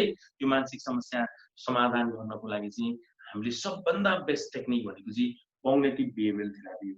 र अर्को महत्त्वपूर्ण उपाय पनि छ त्यसलाई सिबिटी मध्ये पनि ERPT छ एन्जाइटी हुनेहरूलाई। एन्जाइटी भनेको बेचैन हुनेहरूलाई त्यसको लागि सबभन्दा पहिला विचार आउँछ कुरा है परिस्थिति आउने परिस्थिति आएपछि कुरा आउँछ। कुरा आएपछि डर लाग्छ। यस्तो डर लाग्छ जस्तै विचार के आउँछ ओइ के हो ला के हुने हो ला कतै के कसो ओसिडीलाई र विशेष गरी पेनिकलाई एकदम काम लाग्छ है। त्यसपछि विभिन्न बाहनाहरू हुन्छन् हरकतहरू जस्तै ओसिडीवाला हात दुखो दोइ जस्तै सरकारी कर्मीले पनि चोरी भयो कि गएको गई ला लटपटाएको हिसाब गएको गई अनि अथवा कसैलाई हात कोरोना संक्रमण धोको दोइ अथवा हिसाब चेक गरेको त्यो मिलेन गरेको त्यो पनि एन्जाइटी हो एक प्रकार। त्यसपछि हरकतहरू गरेको विभिन्न बाहनाहरू कसै हस्पिटल चेक गर्न जान्छ अनि त्यसपछि एकछिन आनन्द आउँछ। आनन्द रिल्याक्स हुन्छ क्या यो गरेपछि। तर अनि फेरि विचार त आइहाल्छ डर त लागिहाल्छ बाहना त पनि आउँछ। बाहना बन्छ त्यस कारण चाहिँ कन्फर्म नभएर कन्फिडेन्स नभएर यस्तो बाहना बनायो। त्यसपछि खासमा यसको लागि चाहिँ यही ट्रिटमेन्टको प्रोसेस हुन्छ क्या ERPT भन्छ exposure and response prevention therapy भन्छ। यो हरकत बन्द गर्नुपर्छ स्टपै गरिदिनुपर्छ। बिस्तारै सक्दैन भने बिस्तारै स्टप गर्नुपर्छ। त्यसपछि यो आनन्द आउँदैन एकदम गाह्रो हुन्छ। गाह्रो बढेर 4 खण्ड हुन्छ एकदम गाह्रो। त्यस्तो अवस्थामा के गर्न सकिन्छ डर बढाउनै पर्छ क्या नियमै हो बढाउनै पर्छ।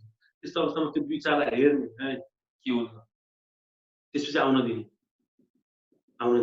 आइज नि आइज पुरै त आउँछ न अहिलेसम्म म पुरैमा त तडपिरहेको छु भएको त के छ घरै बस्नु परेको छ भएको के कुरोसँग त म डराइरहेको छु नि मेरो मनमा उठ्नु बहस विश्लेषण विचार छन् डराइरहेको छु नि आउन दिने। त्यसपछि त्यसलाई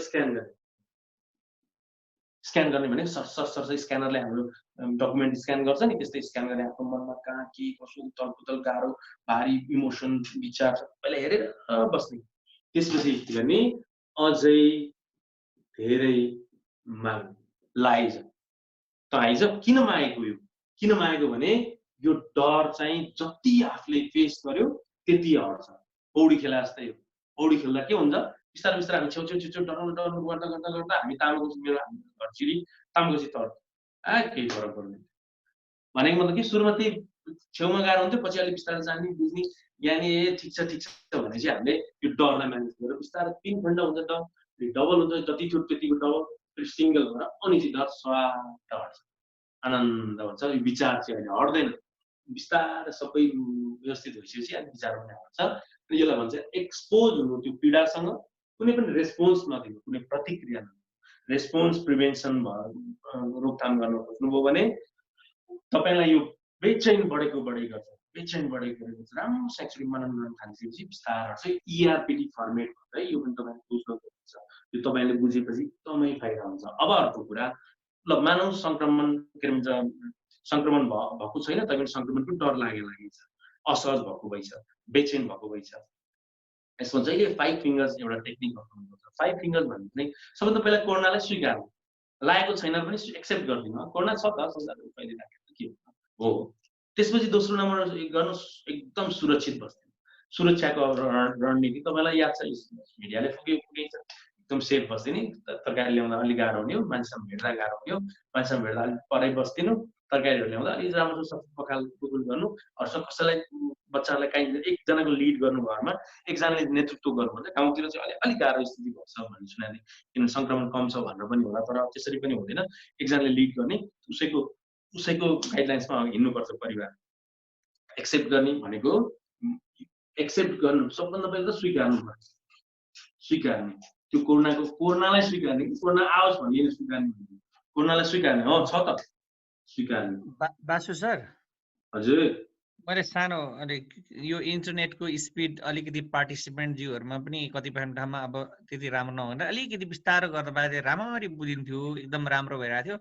थियो भन्ने आएको हुनाले यसो गर्न पाए हुन्थ्यो कि भनेर भनेको के साउन्ड बुझेन अलि फास्ट भयो हजुरको अनि उता पनि इन्टरनेट स्लो हुँदाखेरि अनि त्यो भएको हुनाले यसलाई अलि रेट अफ स्पिड चाहिँ होइन सर गर्न पाए हुन्थ्यो भन्ने धेरै सुझाव आएर मैले इन्टरप्ट गरेँ हुन्छ सर क्यारी अन गरे हुन्छ अब ओके कति टाइम भयो मलाई एकचोटि जानकारी दिनु हजुर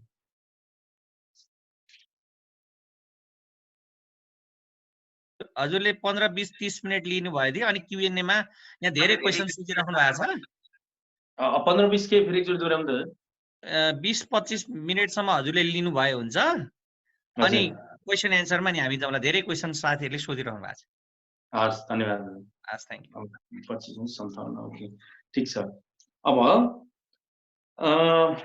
अर्को के रहन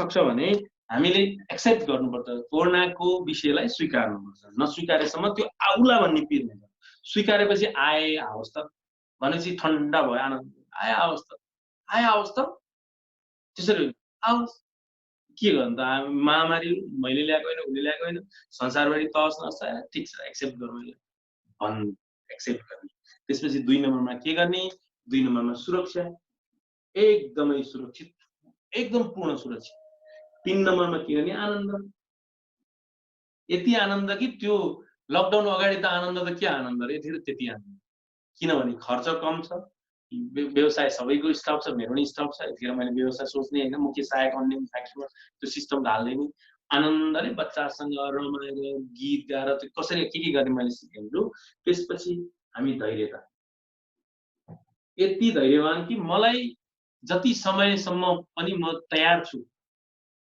छु भन्नु न हुने नहुन त पछि कुरा भइन्छ नि भइहाल्छ किन हुँदैन हामीले अहिले अन्दाज चाहिँ गलत गर्नु अन्दाज यो होला त्यो होला यसो होला त्यसो होला उसो होला केही अन्दाज गर्नु पर्दैन हामीले अन्दाज गर्नुको सट्टा हामी विश्व स्वास्थ्य संगठनले राम्रोसँग एकदम अनुसन्धानात्मक अन्दाज गरिसकेका छौँ हामीले त कुनै अनुसन्धान नगरी अन्दाज गर्ने हामीले त अनुसन्धान गरेका छैनौँ रिसर्चमा छैनौँ हामी त मनगणन्त विषयमा अन्दाज गरेका छौँ त्यो होइन विज्ञहरूले राम्रो अन्दाज गरिराख्नुहुन्छ यसको लागि धेरै उपायहरू ल्याउनु पर्छ त्यसैले हामीले अन्दाज नगरौँ अन्दाज गर्ने काम अरूको छोडिदिनु फेक मिडियाहरूतिर पनि नजाउँ धेरै न्युज पनि हेर्नतिर जरुरी छैन जति मृत्यु भयो केही फरक पर्दैन हैन धैर्य एकदम धैर्यवान र लागिहालेछ भने पनि उपचार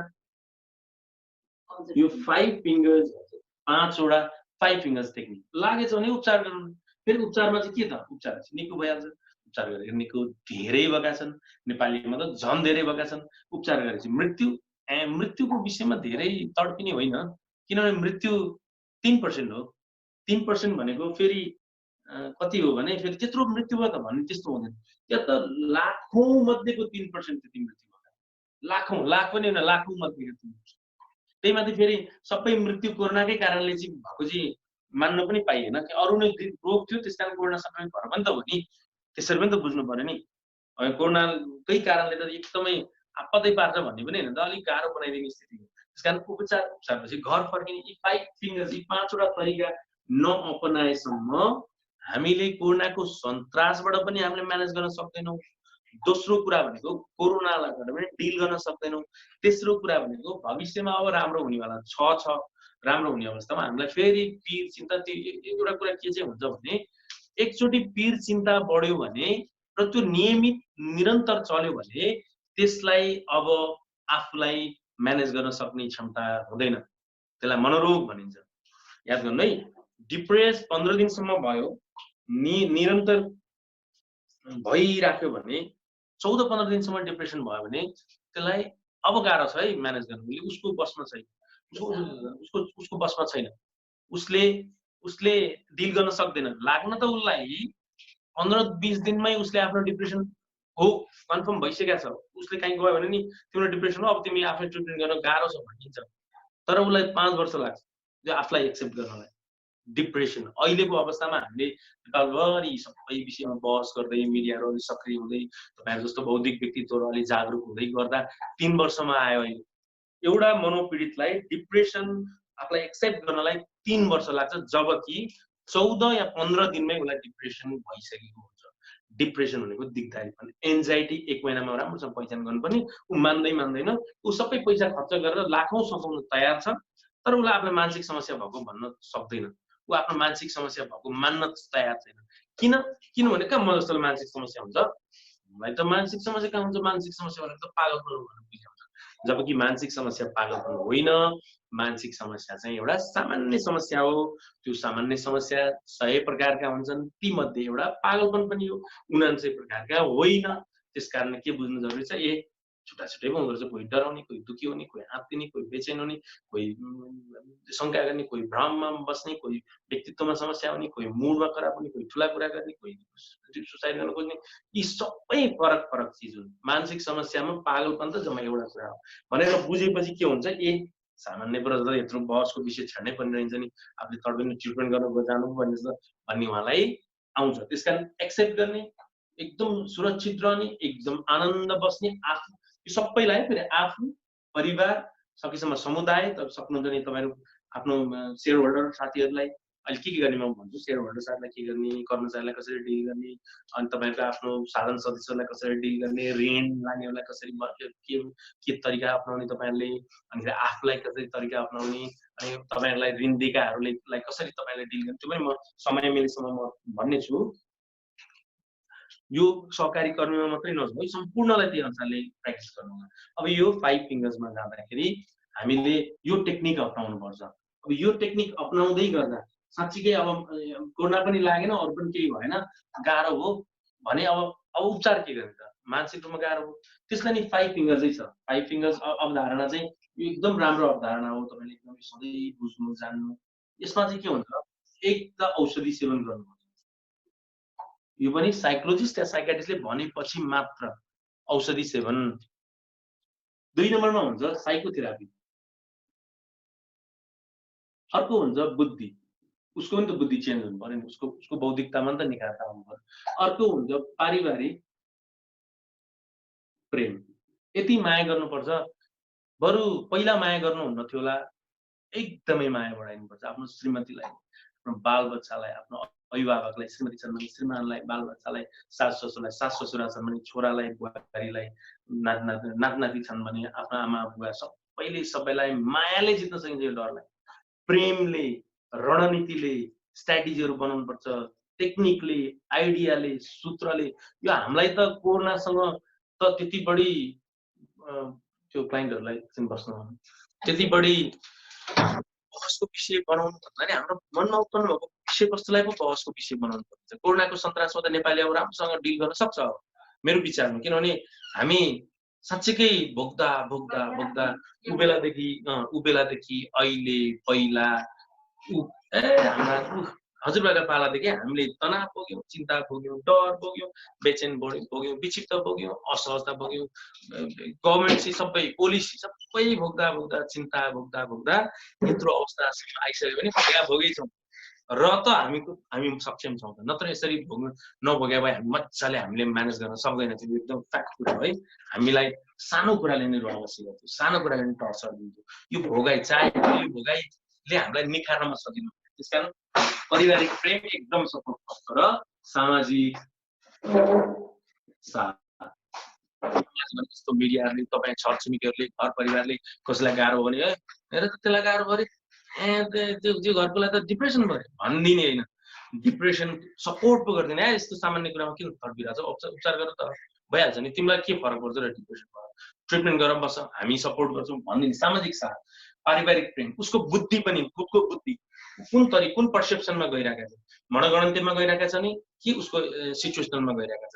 सिचुएसनल जान्छ भने उसलाई मानसिक समस्या हुने सम्भावना धेरै कम, उसको डिस्फङ्सनलमा जान्छ भने उसको मानसिक समस्या हुने सम्भावना धेरै बढिन्छ। अनि साइकोथेरापी भनेको उसको सबै व्यवहारिक थेरापी, बौद्धिक therapy, relax therapy, cognitive behavioural therapy, interpersonal therapy, अर्को क्याथार्सिस हुन्छ, साइको एनालाइसिस हुन्छ, हिप्नोथेरापी हुन्छ, धेरै प्रकारका थेरापी हुन्छ। त्यो विषयवस्तुहरूको अर्को छ औषधि। तपाईँहरूलाई यो कुरा कतिको ज्ञान छ थाहा छ कि छैन, औषधि यस्ता मजाका यति गतिलाई यति साइड इफेक्ट कम गर्ने औषधिहरू हुन्छन्। औषधि खाएर त्यो पीडा मात्रै समाधान हुने, अरूलाई चाहिँ नसुने औषधि भन्छ। जस्तै हिप्नोटिक मेडिसिन भन्छ। हिप्नोटिक भनेको त्यसलाई मस्त सजिलो आनन्द बनाइदिने मेडिसिन। अर्को हुन्छ बेन्जोडाइजापिन, हिप्नोटिक मेडिसिनहरू हुन्छन्। अर्का छन् के भन्छ एन्टिसाइकोटिक भनेको अलिकति मानसिक सन्तुलनमा अलिकति खराब हुन थाल्यो भने एन्टिसाइकोटिक मेडिसिन चलाएपछि आनन्द जस्ताको जस्तै हुन्छ। एन्टी डिप्रेसन मेडिसिन हुन्छ। एन्टी डिप्रेसन मेडिसिन भनेको चाहिँ दिगदारीपनहरू, एन्जाइटीहरू, अलिकति सेरोटोनिन लेभलहरू म्यानेज गरिदिने मेडिसिन हुन्छ। मुड स्टेबलाइजर मेडिसिन हुन्छ, मुडहरू म्यानेज गरिदिने। ड्रग अल्कोहल एब्युज गरेकाहरूलाई दिने मेडिसिनहरू हुन्छ।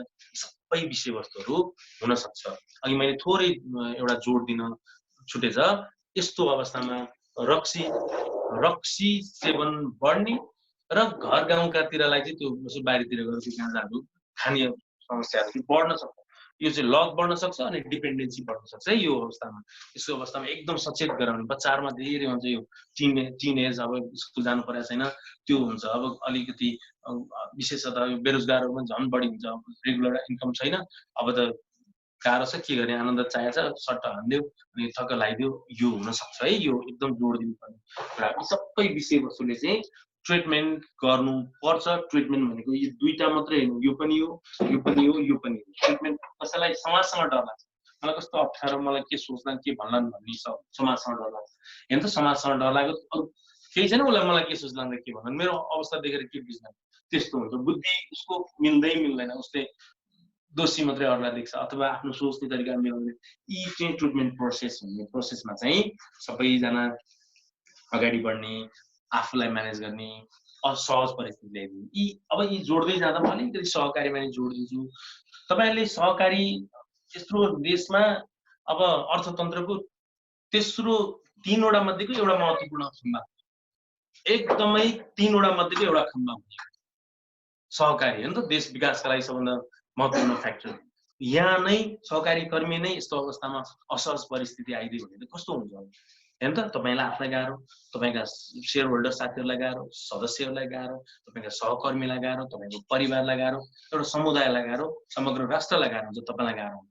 त्यसकारण यस्तो अवस्थामा सहकारी कर्मीहरूलाई के असहज परिस्थिति हुनसक्छ, के सोच्न सक्नुहुन्छ, के मनन गर्न सक्नुहुन्छ भनेर केही एनालाइसिस गर्यो। जस्तै आफ्नो परिवारको, तपाईँको सदस्यहरूको, तपाईँको सेयर होल्डरहरूको, ऋणीहरूको, अनि यो अब गाउँको कसै न कसैलाई कोर्न लाग्छ कि क्या हो भनेर चिन्ता। यस्तो अवस्थामा सहकारी कर्मीहरूले निक्षेपको चिन्ता हुन्छ। निक्षेप फिर्ताको कति पिर हुन्छ नि त। अब आइदियो भने कस्तो गाह्रो अवस्था, कस्तो असहज अवस्था हुन्छ, नाफा दिन सक्दिनँ कि मैले, मैले नाफा दिन अघि मैले थोरै पनि दिँदा नाफा दिन सकिनँ भने के होला, उसले दिइराखेको होला, उसले कस्तो जान्ने भइसकेको छ कि यस्तो अवस्थामा उसले राम्रो गरिसकेको छ कि भित्रभित्र उसले पोलिसीहरू ल्याइसकेको छ कि उसको पोलिसी साँच्चै बेस्ट छ कि हामीलाई नसुनाएको हो कि पोलिसीहरू होइन त। यस्तो अवस्थामा मेरो चाहिँ के हालत होला, सहकर्मी साथीहरू पनि साथ दिँदैनन् कि होइन, साँचोको कारण चोरी सोरी हुन्छ कि। अनि अर्को कुरा भनेको कर्मचारीले हिसाब गडबड गर्छन् कि अर्को अब मलाई भोलि मलाई अब जस्तो किन भन्दा रिटायर्ड लाइफमा यस्तो अहिले सहकारी चलाउने धेरै ज्ञानी विवेकीहरू हुनुहुन्छ। रिटायर लाइफ चाहिँ अब मलाई फेरि अर्को कार्यकालमा म एक्लै म कुनै पनि पोस्टमा परिनँ भने म कसरी टाइम पास गर्ने, कस्तो गाह्रो सहज होला। राम्रो आफ्नो भनेको गतिलो कर्मचारीहरू छोडिदियो भने मेरो के हालत होला। अनि अर्को कुरा भने माथि नियमनकारी निकायहरूको विषयमा अलिकति चिन्ता, अलिकति अब ऋण लिएको छ त्यसलाई के हालत होला। यी आवत विषयले मान्छेलाई चिन्ता हुनसक्छ, डर हुनसक्छ, बेचैन हुनसक्छ, अप्ठ्यारो हुनसक्छ, असहज हुनसक्छ। अब फेरि यो सोच आउनु पनि पर्छ। यो नआएको नराम्रो पनि होइन, नआएको नराम्रो पनि होइन, ठिक छ, एकदम ठिक आउँदैन। नआएको नराम्रो चाहिँ होइन। किन होइन भने यो कोरोनाको असहज परिस्थिति छ नि त, त्यतिकै आएको होइन नि त। यतिखेर त संसारलाई गाह्रो परेको छ नि। यतिखेर चाहिँ कोरोनाले संसारलाई आक्रान्त पारेको छ, त्यस कारण यस्ता विचारहरू आएका छन्। देशलाई लकडाउनको स्थितिमा छ। अर्को कोरोना संक्रमित संख्या बढै छ। फेरि यस्तो वित्तीय संस्थाहरू, ब्याङ्क वित्तीय संस्थाहरू, सहकारीहरूलाई चाहिँ अहिले न्युज र कस्तो छ भने अब अलिकति धराशायी हुनेवाला छ है भनेर न्युज आइदिन्छ। ल कस्तो अब झन् हामीलाई त हौसला दिनुपर्ने, फेरि हुन त ठिकै कुरा गरे होला जस्तो यस्तो अवस्थामा धराशायी हुन्छ पनि। व्यापार व्यवसाय ठप्प छ, रेमिटेन्स भित्रिया छैन, यस्तो गाह्रो अवस्था छ, कसैको आम्दानी छैन, खर्च बढेको, त्यो थोरै भयो नि खर्च बढिरहेको छ। सदस्यहरूले फेरि अलिकति कस्तो सशङ्कित पाराले कुरा गरिदिन्छन्, फोन पनि गरिदिन्छन्, सदस्यको आम्दानी छैन, ऋण तिरेको छैन, ब्याज दिँदैन, फेरि फोन गरे के बुझ्नुहुन्न स्थिति यस्तो छ त के बढी तडबिरा भनिदिन्छ उल्टो। अब कहाँबाट ल्याउँ मैले भनिदिन्छ। यस्तो अवस्थामा देशको आर्थिक वृद्धि दर पनि पुरै घटेको अवस्थामा तपाईँलाई यस्तो समस्या सोचहरू आउनु स्वाभाविकै हो। यसलाई सिचुएसनल फ्याक्टर भन्छ, परिस्थिति ल्याएका सोचहरू। अर्को सोच किन आउन सक्छ, साइकोलोजिकल फ्याक्टरले आउन सक्छ। तपाईँको मनोवैज्ञानिक तरिकाले तपाईँको स्वभाव कस्तो छ, तपाईँको भनाइ कस्तो छ, तपाईँको तनाव वहन गर्न सक्ने क्षमता कस्तो छ, तपाईँको बुझ्ने तरिका कस्तो छ, सिचुएसनलाई रियालिटी बेसमा सोच्न जान्नुहुन्छ कि जान्नुहुन्न, तपाईँको एङ्गर, तपाईँको रिस, तपाईँले पास्टमा कस्तो प्र्याक्टिस गरिराख्नु भएको छ, तपाईँको त्यो अन्तर्व्यक्तित्व सम्बन्ध कस्तो छ, परिवारले तपाईँलाई कसरी साथ दिएका छ। सरकारी भनेको छ घरमा टाइम छैन भनिसक्यो होइन, तपाईँले हाम्रो साथ छ है, सपोर्ट छ है भन्ने हुन्छ। नेतृत्व गर्न सक्ने क्षमता के छ, ट्रमा फेस गरेका छ कि छैन, अघिल्लो भूकम्पमा कसरी प्र्याक्टिस गर्नुभयो आफूलाई, अनि के सिक्ने क्षमता कति छ, इन्फर्मेसन टेक्नोलोजीमा कतिको ज्ञान हुनुहुन्छ, यो साइकोलोजिकल पक्ष। अब जैविक भनेको अलिकति बायोलोजिकल फ्याक्टर पनि हुन्छ क्या मान्छेलाई। बायोलोजिकल फ्याक्टर भनेको चाहिँ मस्तिष्कमा रहेका न्युरोकेमिकल कस्तो छ, फास्ट भयो अलिक टाइम छ।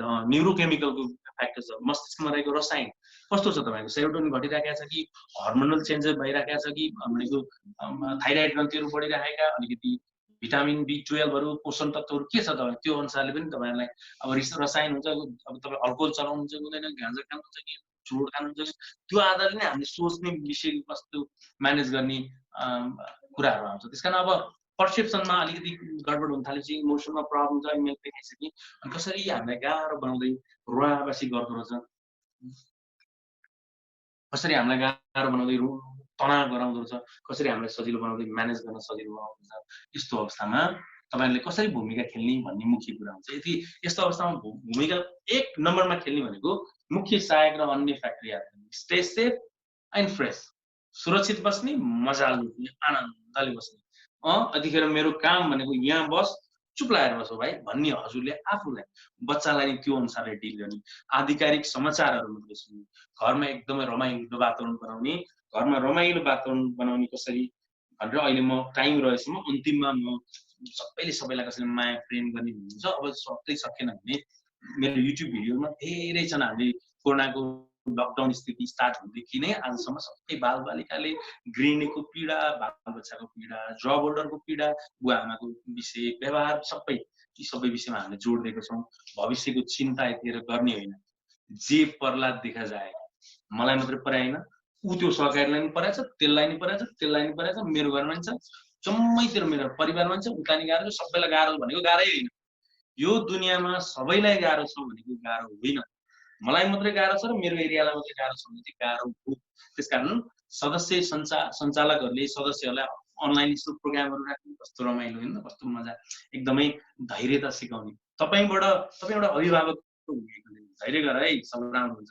तपाईँ नै सञ्चालक मजाको, अनि तपाईँले नि कस्तो राम्रो कुरा गरिदिनु त, आफ्नो लगानी गरेको सहकारीको त कस्तो ढुक्क हुन्छ, आहा कस्तो मजाको मान्छे, कस्तो राम्रो ठाउँमा हात हालेछ।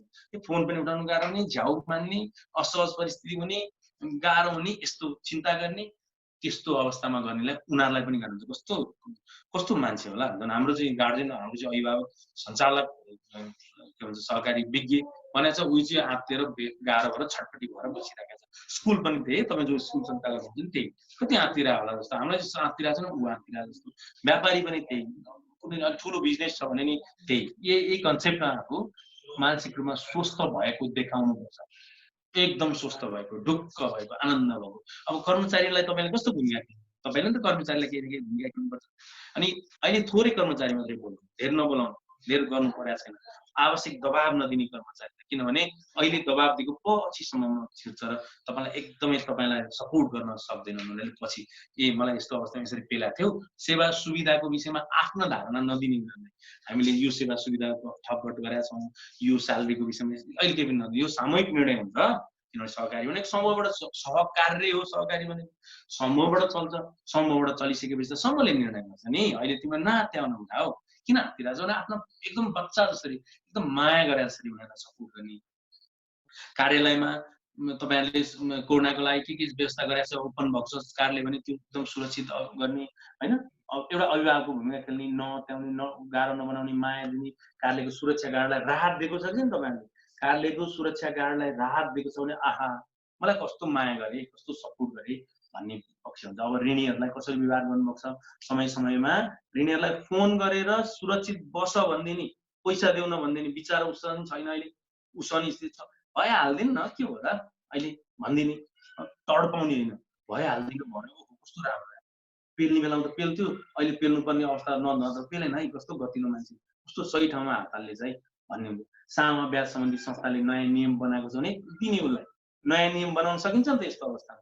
कसैलाई ब्याजको विषयमा, कसैलाई के विषयमा उसलाई यस्तो छ है हजुर हाम्रो यो नियम चाहिँ बाबु भनिदिने, अनि दबाब नदिने। उसैलाई पनि धेरै गाह्रो छ, सकेसम्म एकदमै माया सद्भाव दिने। साधारण सदस्यप्रति पनि हाम्रो ठुलो भूमिका हुन्छ। तपाईँहरू म्यानेजर हुनुहुन्छ, तपाईँ सिइओ हुनुहुन्छ, अथवा तपाईँहरू जुन सञ्चालक समितिको पोस्टमा हुनुहुन्छ भने तपाईँहरू जिम्मेवार व्यक्ति, तपाईँले साधारण सदस्यलाई एकदम सपोर्ट गराउने, सकेसम्म निक्षेपकर्ताको ब्याज नघटाउन पहल गर्ने, त्यो आफूले गर्ने, सकेसम्म किन घटाइदिने। अहिले सिद्धिसकेका त छैन नि हामी, एक महिना न रेस्टको अवस्था हो कि असहज परिस्थिति विक्षिप्त र बिजोग भइसकेको छैन।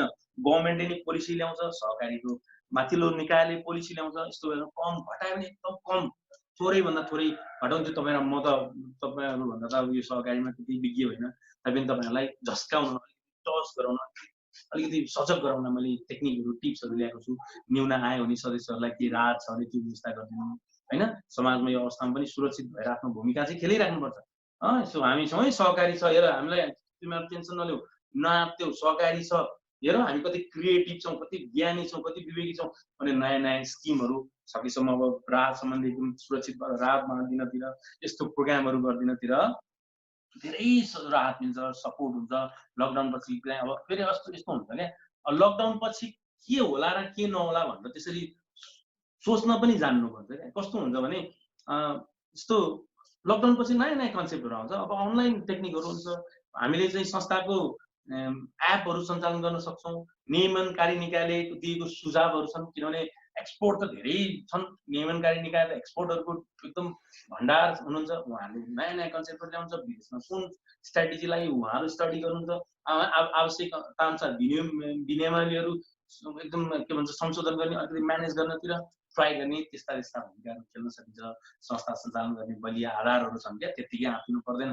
हामी त्यत्तिकै म बारम्बार जो मलाई दुईजनालाई फोन गर्नुहुन्छ, सहकारी कर्मी अब यता बट्टारको लिनुहुन्छ, चितवनको पनि फोन गर्नुभएको छ, अरू पीडा नहुनेहरू है सबैले कस्तो आत्या जस्तो, अलिक कस्तो गाह्रो भएको जस्तो, के नबुझ्ने भने यो टिमले चलाउने हो। यो टिमले चलाउने विषय म एक्लै तडपेर हुन्छ, म एक्लै ठेका लिएर हुन्छ, त्यस्तो हुँदैन।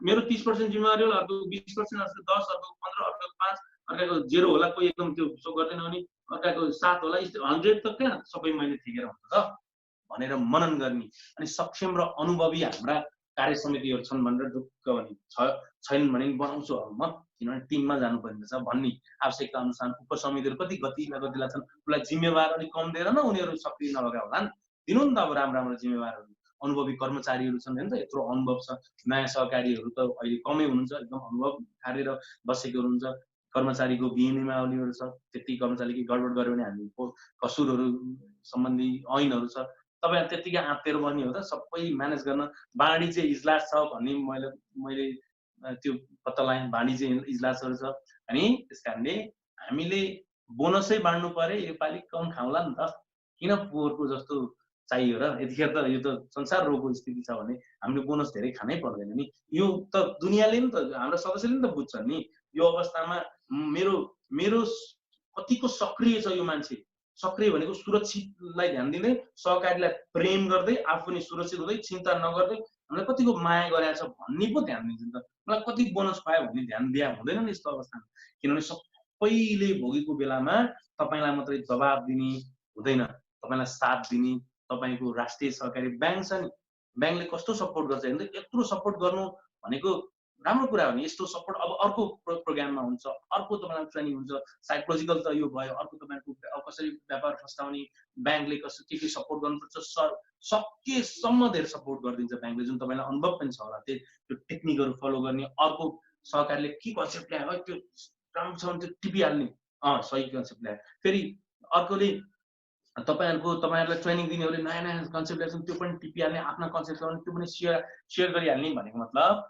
तपाईँहरू एक्लै हुनुहुन्न यो टिम छ भनेर बुझ्ने र मानसिक स्वास्थ्यमा उत्प्रेरित हुँदै अगाडि बढ्ने व्यवहारिक पक्षमा एकदम मोटिभेट भएर अगाडि बढ्ने एकदम आनन्दले अगाडि बढेपछि तपाईँले भोलिको दिनमा सहकारी त साँच्चीकै राम्रो फस्टाउन सक्नुहुन्छ यतिखेर तपाईँले जति तपाईँले यतिखेर तपाईँले आफ्नो विवेकी देखाउनु भएको छ नि त्यो आधारमा भोलि गएर ती अरू सदस्यहरू पनि तपाईँमा सदस्य बन्न आउँछन् सदस्य आउँछन् अनि रहेका सदस्य सधैँ टिक्छन् हेर्नु त कति राम्रो कुरा सदस्य पनि टिक्ने नयाँ सदस्य नि भर्ने के का आधारमा तपाईँका पर्फर्मेन्सका आधारमा तपाईँका छाँटकाँटका आधारमा कति मजाको मान्छे भन्ने आधारमा कति विवेकी कति ज्ञानी लेख्छ पोस्ट कति राम्रो मान्छे कर्मचारी सदस्यहरूको फिडब्याक माग्छ फिडब्याक माग्छ कति राम्रो मान्छे हाम्रा पनि सम्बोधन गर्छ हामीलाई पो मुख्य मान्छे ओहो र सही छ यस्ता यस्ता साथ सहयोग विषयवस्तुहरू सबै म्यानेज गर्दै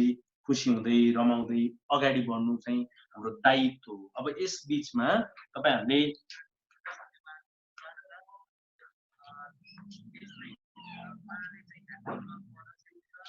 अब हामीले अब म छोटकरीमा अरू थप के फ्याक्टरहरू अलिकति जोड दिन चाहन्छु भने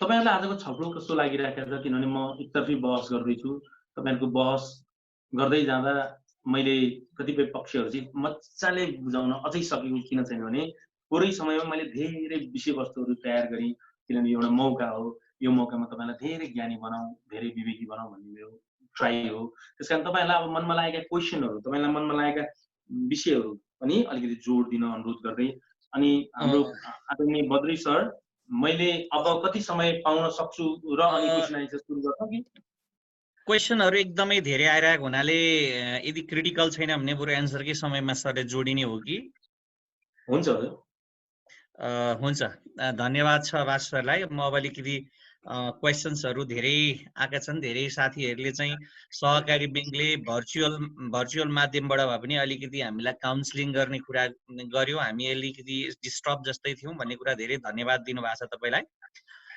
एक दुईवटा कुराहरुलाई चाहिँ कसरी भन्नुभएको छ भने अहिले सरले भनेको एकदम टेक्निकली जुन चाहिँ छ एउटा विचार भावना लक्षण र व्यवहारको एउटा चक्र हैन सर स्वीकार सुरक्षा आनन्द धैर्यता र उपचारको जुन एउटा टेक्निकबाट चाहिँ यसलाई गर्न सकिन्छ भनेर अलिकति कस्तो कुरा गर्नु भएको छ भने अब म ठ्याक्कै उहाँहरुकै लेमेनको तरिकाको क्वेशन्स भने चाहिँ 24 घण्टा हुन्छ हैन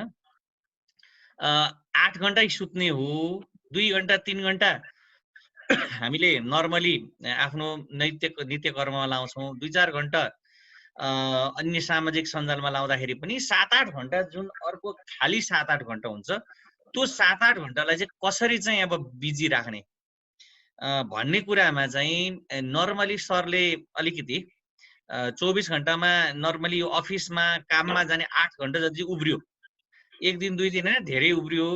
अब सरले भनेको कुरा अहिलेको कुरालाई व्यावहारिक रूपमा 2-4 टिप्स दिनुभएदेखि हामी कन्सन्ट्रेसन त्यति लाउँथ्यौँ भन्ने छ एउटा चाहिँ।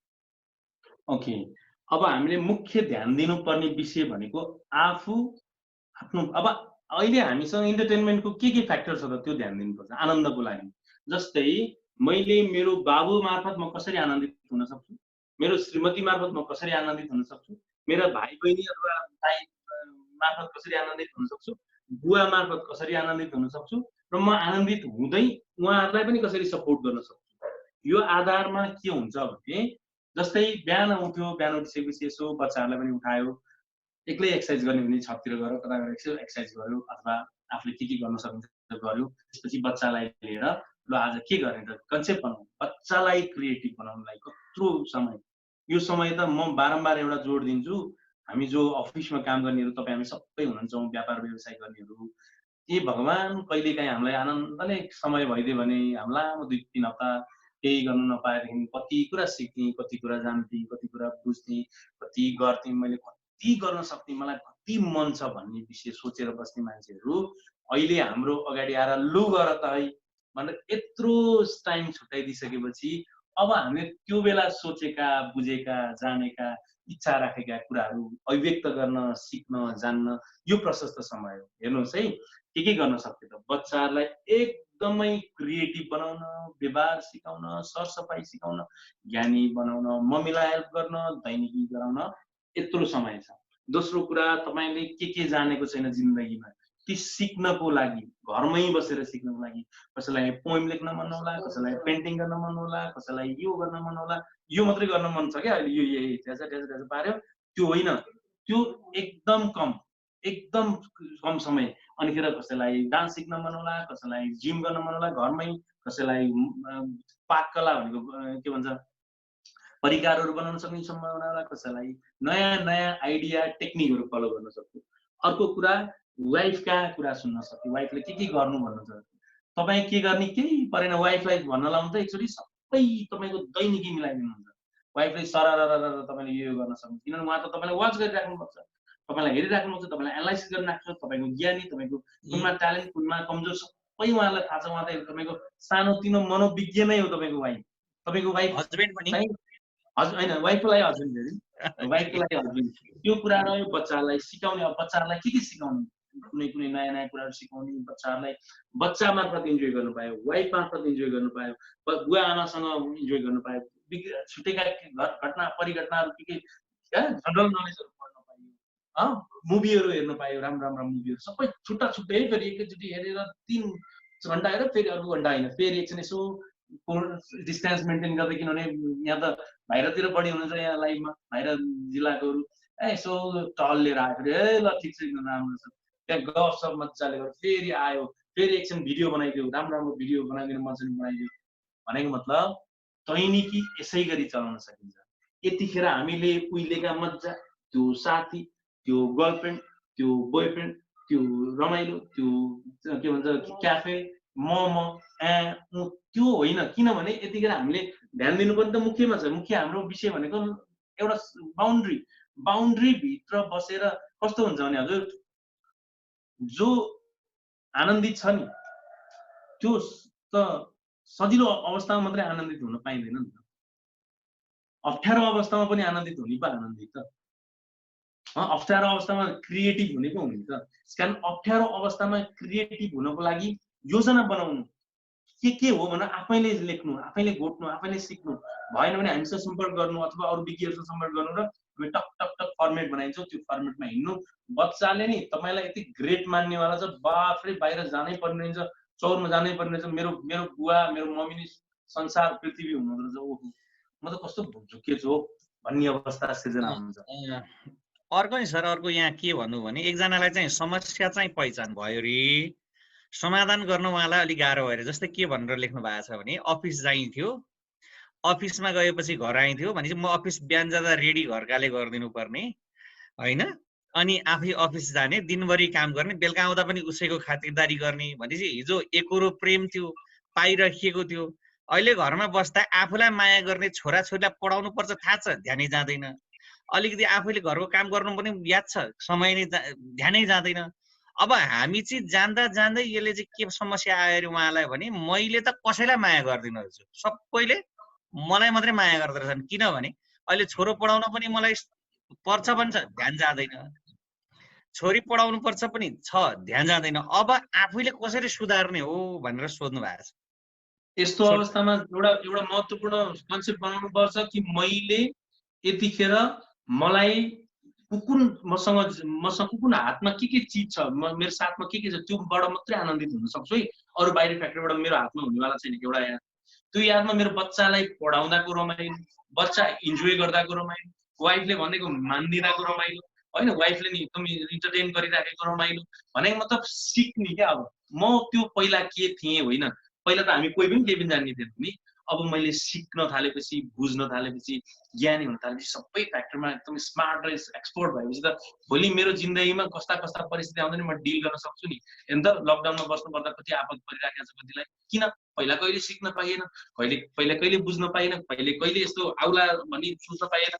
यस्तो अवस्थामा सिक्ने, जान्ने, बुझ्ने र सामूहिक निर्णय, यो पनि सहकार्य गर्ने क्या। यहाँ पनि सहकारी भनेको यहाँ पनि त लागिन्छ, आर्थिक कुरा मात्रै कहाँ हुन्छ, सहकार्य गर्ने।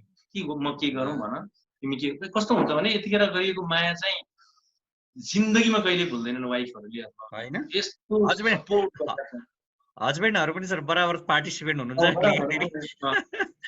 अर्को के आयो भनेपछि तपाईँले भन्न खोज्नु भएको के छ भने, जे उपलब्ध छ त्यो चिजलाई खुसीको रूपमा प्रयोग गर्ने, जे छैन त्यसमा चिन्ता गरेर धन चिन्तित नहुने, होइन सर?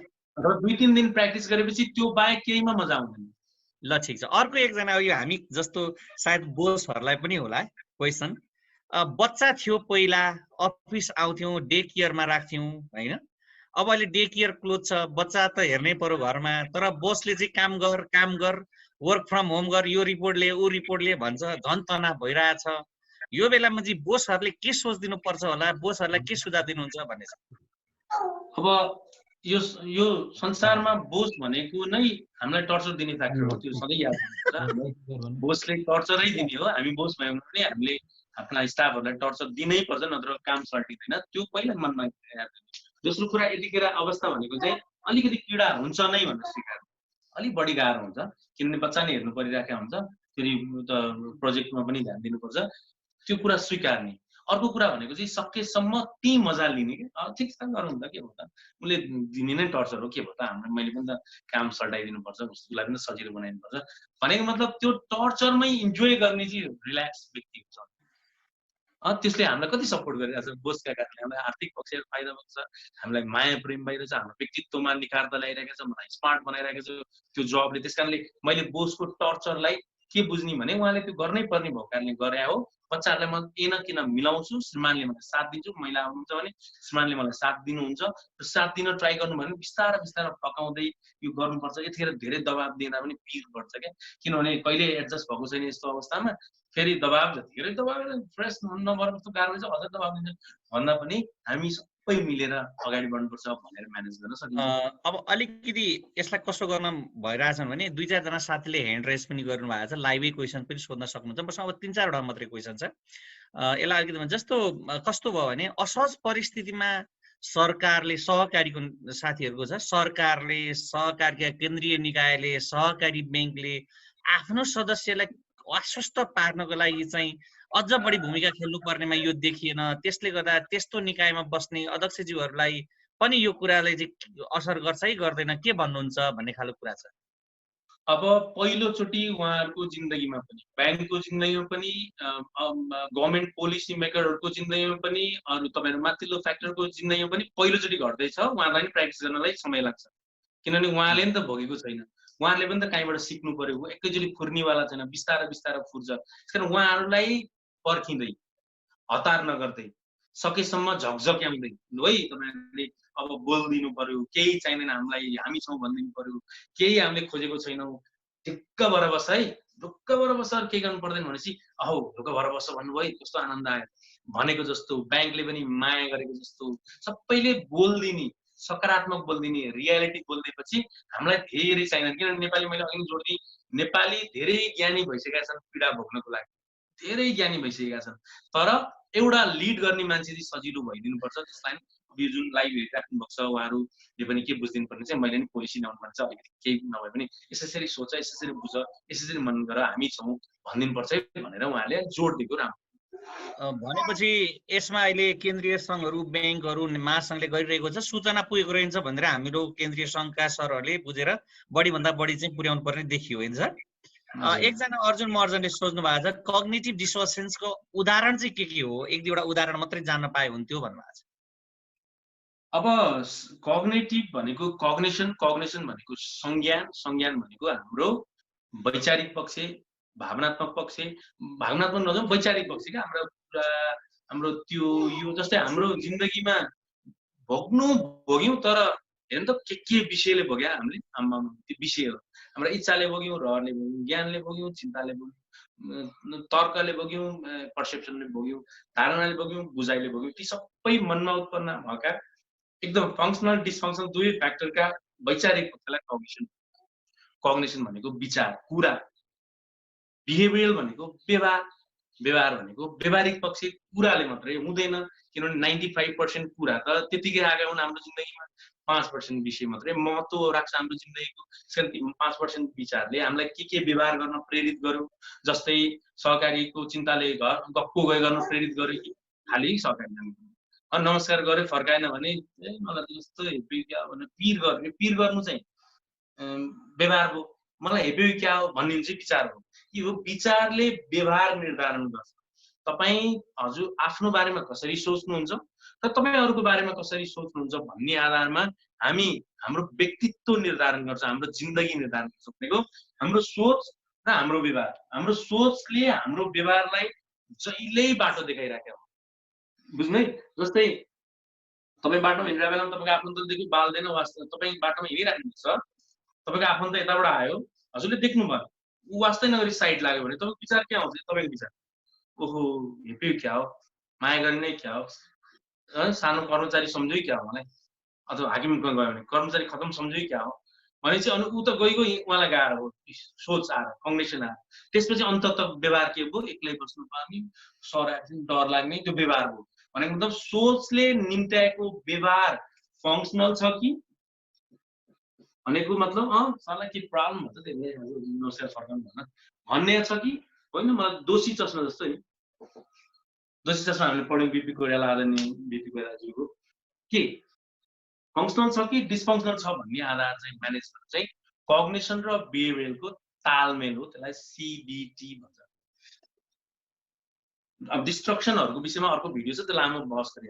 हुन्छ सर। अब अर्को एउटा कुरा, 3-4 सरहरूको मैले मिलाएर एउटा क्वेसन्स बनाउँछु। रञ्जित अरियाल सरको, राजेश्वर पौडेल सर, चन्द्रकान्त खनाल सरहरूको क्वेसन के भन्नुहुन्छ भने अहिलेको अवस्थामा हामीले सहकारी सञ्चालन गर्दा हामी जस्तै सदस्यमा पनि तनाव छ। एउटा त अब हाम्रो रकम के हुन्छ, बचतहरू के हुन्छ भन्ने छ, अर्को कर्जा तिर्न सकिन्छ कि सकिँदैन भन्ने छ होइन। यस्तो अवस्थामा उहाँहरू पनि सदस्यलाई काउन्सिलिङ गर्न चाहनुहुन्छ कि होइन है यो भनेको चाहिँ तपाईँ मेरो हातमा छैन, यसको निश्चित रूपमा सल्युसन आउँछ, ढिलो चाँडो होला। यो नर्मल अवस्था नभएको हुनाले एबनर्मल अवस्थामा एबनर्मलै कुरा हुन्छ, नतातिनुस् भन्न चाहनुहुन्छ। त्यो कसरी गर्न सकिन्छ होला उहाँहरूको स्केलमा? तपाईँहरू जस्तो रिसोर्स पर्सन सबै ठाउँमा नभेटिला, प्रविधिको पनि सबै ठाउँ उपलब्धता नहोला। नर्मली तपाईँले 2-4-5वटा कुरा भन्नुभयो भने हामी त्यसैलाई इलाबोरेट गरेर पनि हाम्रो स्थानमा त्यसले गर्दा काउन्सिलिङहरू गर्थ्यौँ। हामीलाई सदस्यहरू पनि एकदम प्यानिक हुनुहुन्छ भन्ने छ सर। अब तपाईँ साँच्चीकै गतिलो हो र त निर्वाचित हुनुभयो नि, निर्वाचित जो पाए त्यसलाई गरेन नि त सदस्यहरूले। कति ढुक्कले गर्दैछन् तपाईँलाई निर्वाचित? के कारणले? उहाँले मेरो रकम एकदम सुरक्षित राखेर, मलाई ब्याज पनि दिएर, मलाई एकदम माया दिएर, मलाई आवश्यकता परेको बेलामा फिर्ता पनि दिएर, मलाई एकदम जिन्दगी जिउनलाई सजिलो गर्नुहुन्छ नि, त्यसैले तपाईँलाई चुन्नु भयो। एउटा दोस्रो कुरा के हो भने तपाईले गरेको भूमिकालाई चाहिँ मुख्य ध्यान दिन्छन्। यस्तो अवस्थालाई ध्यान दिँदैनन् जनताले, किनभने जनता चाहे पढेका हुन् चाहे नपढेका हुन् सबै विवेकी हुन्छन् आफ्नो लेभल। त्यसकारण उहाँहरूले के जोड दिनु पर्यो भने यतिखेर फिर्ता लानलाई प्रेरित गरिरहेका छन् कसैले भने एकदमै राम्रोसँग काउन्सिलिङ गर्ने, यतिखेर तपाईँहरूलाई हालि फोन गरेर के हुन्छ भन्नुहुन्छ भने पनि असहज परिस्थिति नबनाइदिनु, थोर बहुत के भन्छ अब यस्तो कुनै रोग व्याधिका कारण सामान्य दुर्घटनाका कारणले आर्थिक अलिकति डिमान्ड गर्नुभएको छ भने त्यो थोरै एकदम धेरै होइन थोरै म्यानेज गरिदिनु लाग्ने, मिठो बोली गरिदिने, तपाईँको व्यवहार पनि मिठो, तपाईँको बोली वचन नि मिठो भने यस्तो माया गर्छन् नि क्लाइन्ट अथवा सदस्यहरूले, यस्तो प्रेम गर्छन् नि। किनभने यतिखेर अहिले सबैले मिठास खोजेका छन्, यतिखेर प्रेम खोजेका छन्, यतिखेर आर्थिक पक्षलाई सबैले सताएको छैन किनभने खर्च कम छ, खर्च कम भइसकेपछि डिमान्ड उसलाई आवश्यकता कम हुन्छ। यस्तो अवस्थामा चाहिँ तपाईँले गरेका रणनीति, तपाईँले गरेका व्यवहार, तपाईँले गरेका बोली वचन, तपाईँले गरेका ढङ्गलाई चाहिँ ध्यान दिएर सदस्य टिक्ने अनि नयाँ सदस्यहरू पनि इन्ट्री हुने भन्ने हुन्छ। त्यसकारण तपाईँले यस्तो अवस्थामा चाहिँ देखिनु, यस्तो अवस्थामा चाहिँ एक्सपोज हुनु, यस्तो अवस्थामा चाहिँ एकदम महत्त्व राख्नु, ध्यान दिनु। यसको लागि चाहिँ अब छुट्टै तपाईँले दोस्रो सेसन बनाउनुहुन्छ होला, अब यसमा अब पुरै तयारी गरेर म सबै कन्सेप्टहरू दोस्रो अब आउने सेसनमा म त्यसको लागि तयार।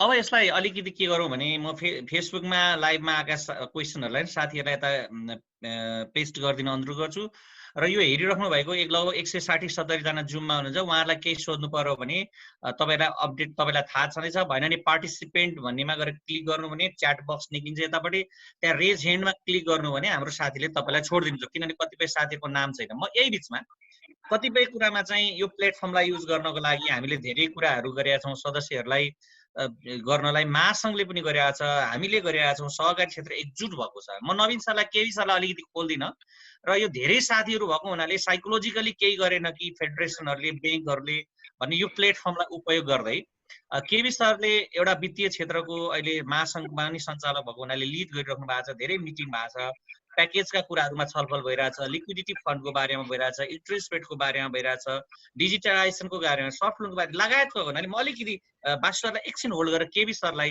अलिकति यो बारेमा भनिदिनु भने धेरै 150-200 यहाँ र हाम्रो 300-400 लाइभ हेरिरहेको हुनाले उहाँहरूलाई पनि अलिकति साइकोलोजिकल कन्फिडेन्स आउँछ कि जस्तो लाग्यो। नवीन सर, केबी सरलाई एकचोटि खोल्दैन।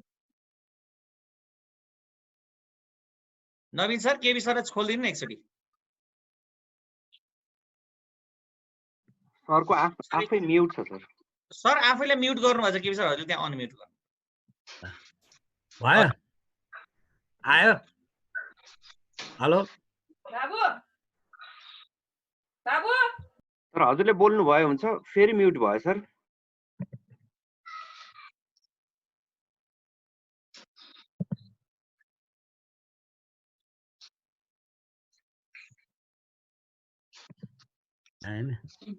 सर आयो सर, सुनिरहेछौँ। ए ल धन्यवाद बद्री सर। अब भान्सरले धेरै कुराहरू राख्नुभयो। अब हामी जो साथीहरूबाट कुरा आइरहेको छ यो अब हामीले जस्तो यो तनाव व्यवस्थापनलाई जुन ढङ्गले भान्सरलाई हामीले आमन्त्रण गरेर आम सहकारी कर्मी साथीहरू लिडरहरूलाई चाहिँ त्यसलाई चाहिँ तनाव व्यवस्थापनलाई सहयोग हुन्छ भनेर यो कार्यक्रम राखौँ। त्यो आवश्यकता पर्यो भने ब्याङ्कले फेरि पनि राख्न सक्छ, राष्ट्रिय सहकारी महासङ्घले पनि यसलाई राख्न सक्छ, केन्द्रीय सङ्घहरूलाई पनि राख्न लगाउनु पर्छ। त्यस कारणले सहकारी कर्मीहरूले के भन्नु पर्यो भने अब यो अहिले तनाव व्यवस्थापनको सन्दर्भमा अरू विषयमा धेरै विषयहरू छन्, हामी छुट्टै कुरा गरौँला। अब तरलता व्यवस्थापनको कुरा, अफिस सञ्चालन गर्ने कुरा, राहत प्याकेज ल्याउने कुरा, सरकारसँग लबिङ गर्ने कुरा अहिले यहाँ भन्नु परेन, त्यसलाई हामी छुट्टै नै छलफल गरिनेछौँ। विशेष त अहिले यो लकडाउनको सन्दर्भमा चाहिँ हामी एकदम टेन्सन भएको छ, एकदम बस्दा जुन हामी आफै डिप्रेस जस्तो भएको छौँ। त्यसमा हामीले के गर्नुपर्छ यहाँलाई अहिले पनि मेसेजमा लेखिदिनु भयो हुन्छ। त्यस कारण सहकारी ब्याङ्कले, महासङ्घले, केन्द्रीय सङ्घहरूले, जिल्ला सङ्घहरूले अभियानको तर्फबाट हाम्रो सदस्यहरूलाई हामीले के गर्नुपर्छ हामी त्यसमा तयारी छौँ। निर्धक्क साथ यहाँहरूले एकअर्कामा सेयर गरेर हामीले अगाडि बढाउँ। मुख्य पहिलो चाहिँ तनाव नै हामी कहाँ हुनु भएन। तनाव भयो भने अरू कुनै व्यवस्थापनै गर्न सक्दैनौँ, चाहे विड्रा गर्ने कुरा हो, चाहे पेमेन्ट गर्ने कुरा हो, चाहे पर्दाको कुरा हो, चाहे तरलताको कुरा हो, चाहे अरू विविध कुरामा पहिला हाम्रो स्वास्थ्य ठिक हुनु पर्यो। हामी एकदम रिल्याक्स हुनु पर्यो, तनाव हामी कुनै पनि हुनु भएन। त्यस कारणले पहिलो प्राथमिकता चाहिँ तनावको लागि हामीले के गर्नुपर्छ हामी तयार छौँ। अरू विषयमा चाहिँ यो विषयभन्दा बाहेकका अघि मैले भनेका विषयहरूमा चाहिँ त्यसमा पनि हामीले सहयोग गर्दैनछौँ। तर आजको विषयवस्तु चाहिँ अर्कै भएको हुनाले मैले अघि भने तरलता व्यवस्थापनको कुरा, र्याल प्याकेजको कुरा, ब्याजको कुरा, उद्योगको कुरा, अनि इन्सुरेन्सका कुरा, पासका कुरा, कार्यालय खुल्ने कि नखोल्ने भन्ने कुरा, यी सबै कुरा चाहिँ हामी त्यसमा सहयोग गर्छौँ। तर आजको विषय चाहिँ यो तनाव व्यवस्थापन भएको हुनाले यसमा निर्धक्क साथ यहाँले प्रश्नहरू पनि राख्नु पर्नु होला। र अब यो बढ्दै गयो भने अरू थप व्यवस्थापन गर्नु पर्यो भने पनि म एपेक्स अर्गनाइजेसन पनि म महासङ्घमा पनि छु, बैङ्कमा पनि हामी आफै पनि स्रोत साधन चाहिँ हामीले पनि गर्न सक्छौँ। के गर्दा उपयुक्त हुन्छ तपाईँहरूले सुझाव दिनको लागि म अनुरोध गर्दछु। ल अगाडि बढाउँ। धन्यवाद अध्यक्षज्यू। अब हाम्रो साथीहरूको क्वेसन्सहरू अब एक दुईवटा क्वेसन्स रहेको छ। आजको धेरैभन्दा धेरै सरहरूले क्वेसन सोधेको हामीले एड्रेस गरेका छौँ। ह्यान्ड रेज गरेको साथीहरूलाई दिने भनेको थियौँ। एउटा चाहिँ कस्तो आएको छ भने हाम्रो कल्पना श्रेष्ठ हुनुहुन्छ मकवानपुर जिल्ला बचत सङ्घको अध्यक्ष, उहाँले के भन्नुभएको छ यस्तो बार बार मान्छेलाई थाहा पनि भयो, आफूले ट्राई पनि गर्यो, रिभाइभ गर्नलाई ट्राई कोसिस गर्दा गर्दा पनि सकेन भने कि यसलाई हस्पिटलै लानुपर्छ अथवा कुनै थेरापीहरू अथवा कुनै उपचार विधिहरू छ भन्न चाहनु भएको छ। अब हस्पिटल लानुपर्ने अब कसलाई भन्ने हुन्छ, कुन केसलाई भन्छ, कुन समस्यालाई हो, उसको त्यो सोचाइले, उसको त्यो बुझाइले उसको दैनिकीमा डिस्टर्ब आउन सुरु भएको छ कि छैन। जस्तै उसलाई चिडचिडाहरू हुन थाल्यो, निन्द्रा लाग्न छोड्यो, उसलाई कस्तो रिस उठ्न थाल्यो, उसलाई दिक्क लाग्न थाल्यो, उसलाई डर मात्रै लाग्छ, झस्याङ झस्किन्छ।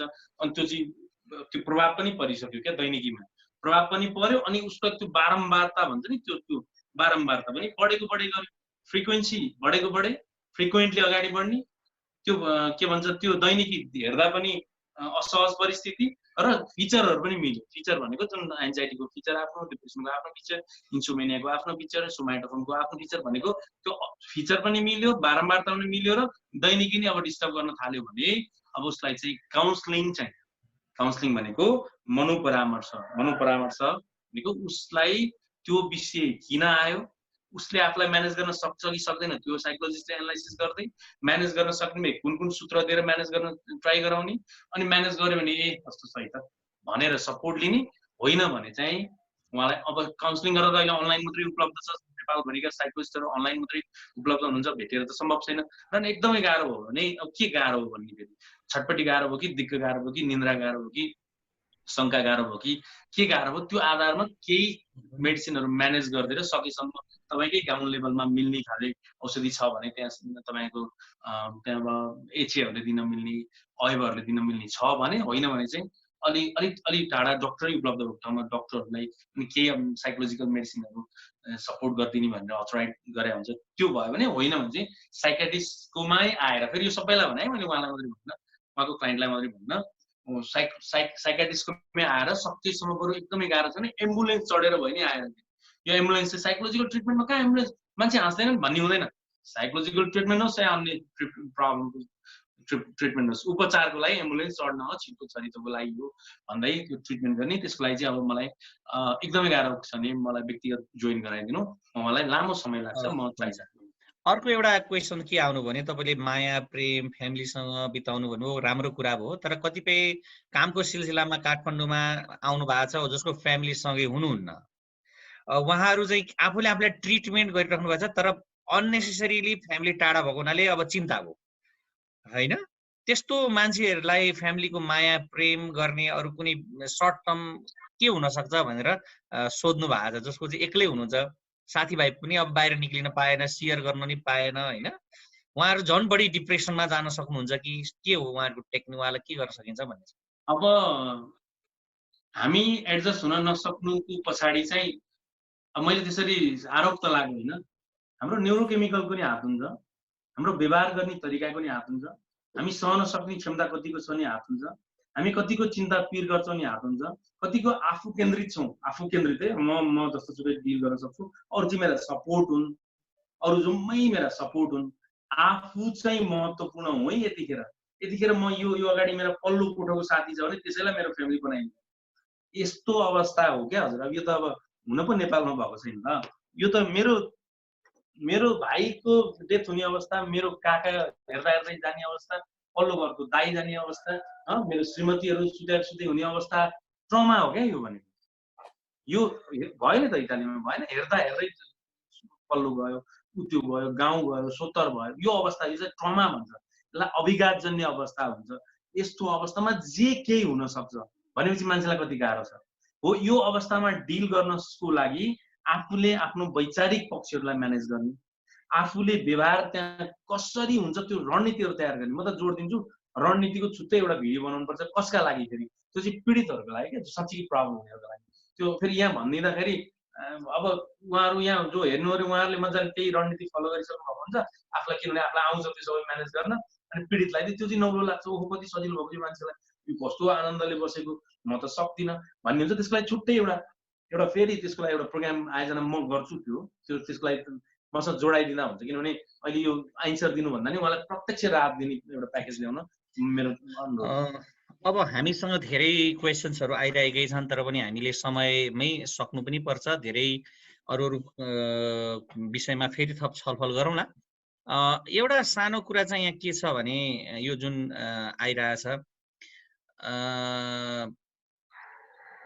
धेरै साथीले पोजिटिभ कुरा गर्नुभएको छ। एकजना साथीले के सोध्नुहुन्छ, what type of chemical changes in neuro system can be occur and symptoms seen according to the chemical changes भनेर सोध्नु भएको छ। मस्तिष्कमा हुने रसायनले परिवर्तन आधारमा सोचाइमा पनि परिवर्तन आयो। यसमा छोटकरीमा सरले भन्दैपछि हामी यो कार्यक्रमलाई लगभग बिट मार्न लाग्नुपर्छ। न्युरोकेमिकल हुन्छ क्या, यो चाहिँ न्युरोन हुन्छ हाम्रो मस्तिष्कमा। न्युरोनको बिचमा चाहिँ हाम्रो न्युरो ट्रान्समिटर हुन्छ। न्युरो ट्रान्समिटरमा चाहिँ सेरोटोनिन भन्ने केमिकल हुन्छ। सेरोटोनिन केमिकल भनेको यताको सूचना यता पास गरिदिने विषय हुन्छ। सेरोटोनिन भनेको चाहिँ हामीलाई अब बुझ्दाखेरि खुसी हुने केमिकल भन्ने बुझ्छौँ। डोपामिन हुन्छ, नेरोडोनालिन हुन्छ, गाबा हुन्छ, सबै हुन्छ। तर गाह्रो दिक्क र अलिकति डर लाग्न चाहिँ सेरोटोनिनको महत्त्वपूर्ण भूमिका छ है भनिएको छ।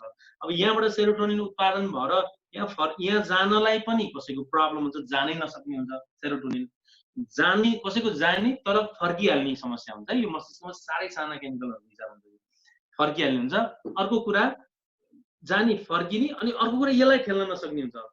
यसलाई दबाब दिन नसक्ने, यता पुर्याउन नसक्ने हुन्छ। त्यसकारण यस्तो अवस्थामा चाहिँ मान्छेलाई एकले अर्कालाई इन्फर्मेसन, कमजोर इन्फर्मेसन भनेको मस्तिष्कको सूचना, खुसी हुने सूचना, विषयवस्तुको सूचना नगइसकेपछि हामीलाई अलिकति स्लो बन्छ। हाम्रो कुरा स्लो बन्छ, अथवा उल्टो बन्छ, अथवा नमिलेको बन्छ, अलिक गाह्रो बन्छ, र अन्तत त्यसले ल्याएर विचार भने धारणामा प्रब्लम ल्याइन्छ। अनि मनमा असहज भइसकेपछि अनि भावनामा गाह्रो पार्छ, अनि फिजिकल सिम्पटम देखिन थाल्छ, त्राई, अनि व्यवहार डाँडो हुन्छ, बिग्रिन्छ व्यवहार, दिक्क लाग्ने, एक्लै नमजाउने, डराउने, आत्तिने। जस मस्तिष्कको न्युरोकेमिकलले नै तपाईँ हामी खुसी भएको हो, न्युरोकेमिकलले नै दुखी भएको हो। न्युरोकेमिकल कमजोर भए पनि हाम्रो बुद्धि यस्तो क्रिएट गरौँ कि न्युरोकेमिकल कमजोर भए पनि मेरो हात यो म देउरीले लेख्छु, यो हात छैन भने पनि म यसलाई ट्राई गर्छु नि। अब यदि यो काट्नु पर्यो भने त्यो त बुद्धि हो नि मेरो। लेख्ने हात पनि गयो भन्नुभन्दा अहिले ट्राई गर्छु भने जस्तै न्युरोकेमिकल घटेर नि केही फरक परेन। हाम्रो बौद्धिकता, मलाई गाह्रो हुन्छ र पनि यो गाह्रोलाई मिलाउनको लागि मेरो बौद्धिकताले सपोर्ट गर्छ। मेरो इन्टरप्रिटेसनहरू, मेरा जुन हुन्छ नि धारणा, मैले बुझाएँ, ज्ञान भनौँ न, ज्ञानले मलाई सपोर्ट गर्छ भनेर बुझ्ने न्युरोकेमिकलको विषयमा अर्को महत्त्वपूर्ण भिडियो युट्युबमा छ। त्यो लामो छ क्या, मैले चुस्स बुझाइदिनु मात्रै। अब धेरै क्वेसन्सहरू तरलता हामीले व्यवस्थापन कसरी गर्ने के भन्ने आएका छन्। अघि अध्यक्षज्यूले भने जस्तै अब यसलाई हामी फेरि डिल गरौँला। आज चाहिँ हामी केमा गऱ्यौँ भने यो समस्या भनेको पर्मानेन्ट होइन, हामी चाहिँ यसलाई फेस गर्न सक्छौँ। हामीले कसरी तनाव व्यवस्थापन गर्ने भनेर हामीमा बढीभन्दा बढी कन्फिडेन्स बिल्डअप गर्ने भन्ने नै कुरा भएको हुनाले म सहकारी क्षेत्रका जति पनि साथीहरूले त्यो क्वेसन सोध्नु भएको छ, त्यसको बारेमा सहकारी ब्याङ्कले प्रोभिन्स लेभलको ग्रुप बनाएको छ। त्यस पछाडि फेरि थप छलफल गरौँला, हामी त्यो समाधान सल्भ गरौँला। एउटा अन्तिम क्वेसन सोधेर म सामान्यतया तपाईँको अनुभवमा लकडाउन मानिलिउँ अब 10-15 दिन पछाडि खुल्यो भने एउटा मान्छे नर्मल सेपमा आउन आफूले ट्राई पनि गर्यो भने कति समय जतिमा नर्मलीमा आउला? कार्यालय सञ्चालन गर्ने साथीलाई पनि अवस्था होला। तपाईहरु के बुझ्नु भने अब बाइक चलाउनै गाह्रो हुन्छ।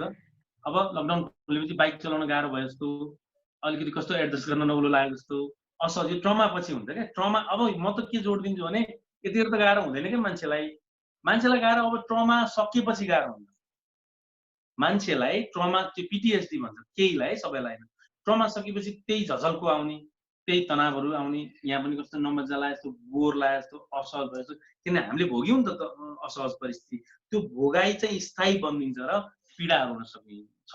तर मेरो विचारमा नेपालको हकमा नेपालीहरू यति सजिला भइसकेका छन्, साँच्चीकै है, यो मैले सत्य कुरा, यो रिसर्चले पनि नेपालीले धेरै खुसी छन् कि त्यो भूकम्पको त्यो डरलाग्दो सन्तास पनि फेस गरिसकेका, हामीलाई हाम्रो राजनैतिक परिस्थितिहरू फेस गरिसकेका, हामीलाई छिमेकी राष्ट्रहरूको सपोर्ट कम भएको अवस्थाहरू फेस गरिसकेका, राजनैतिक भूमिकाहरू कमजोर भएको, सबै है, मैले सबै पार्टीलाई भनेको कमजोर भएको अवस्था, हामीलाई हाम्रो भविष्यहरू कस्तो गाह्रो अवस्था, टिक्नलाई भइरहेको अवस्था फेस गरेर बसिसकेका हामी नेपालीहरू जस्तो सुकै परिस्थितिमा पनि डिल गर्न सक्ने तयार भएका छौँ। त्यसकारणले धेरै ठुलो त असर पर्दैन, तर बाहिरी मुलुकमा चाहिँ साँच्चीकै गाह्रो हुन्छ। विशेषतः इटालीमा त एकदम गाह्रो हुन्छ, ट्रमा बढेर गाह्रो भएर असहज भएर। नेपालमा चाहिँ त्यत्रो बढी हुन्छ जस्तो मलाई लाग्दैन।